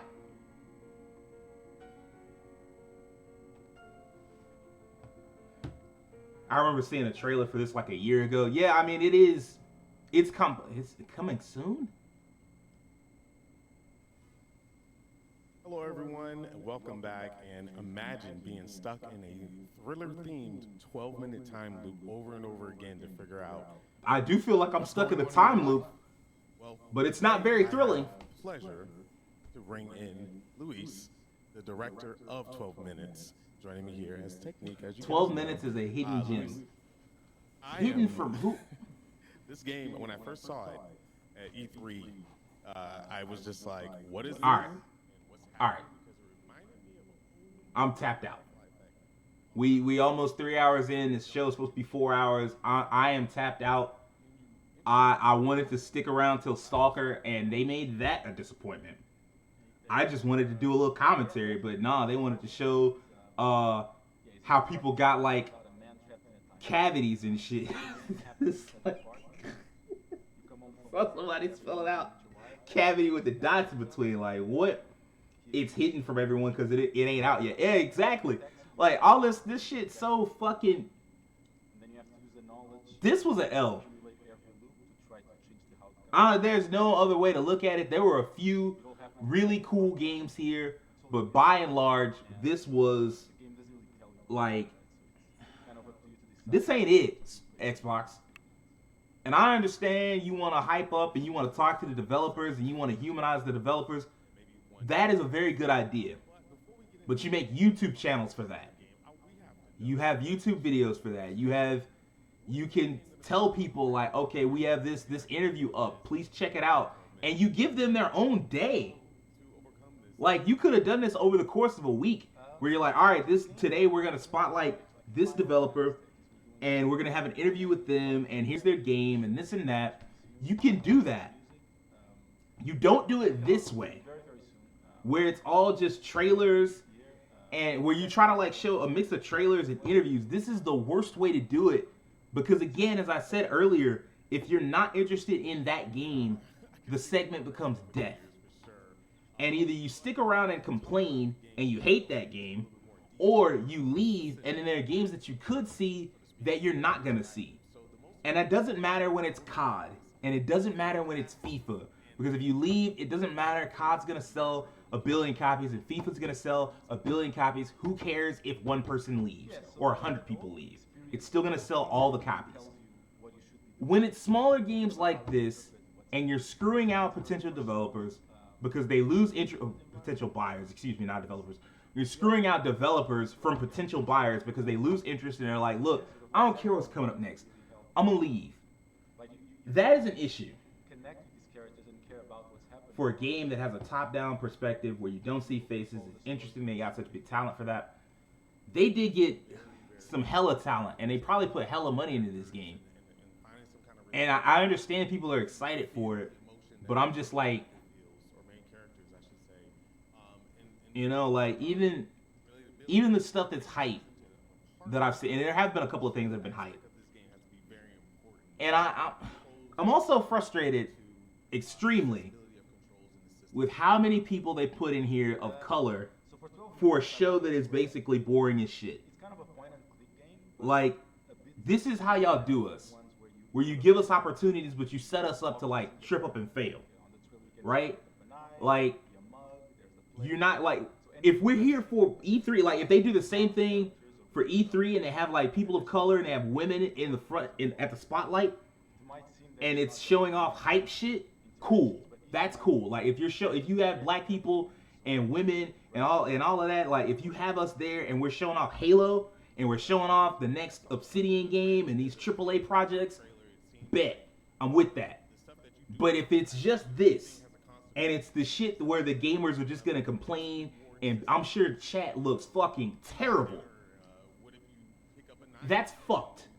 Because they're gonna associate us with that. With boredom, with dragging shit out needlessly, with fucking cavities and shit.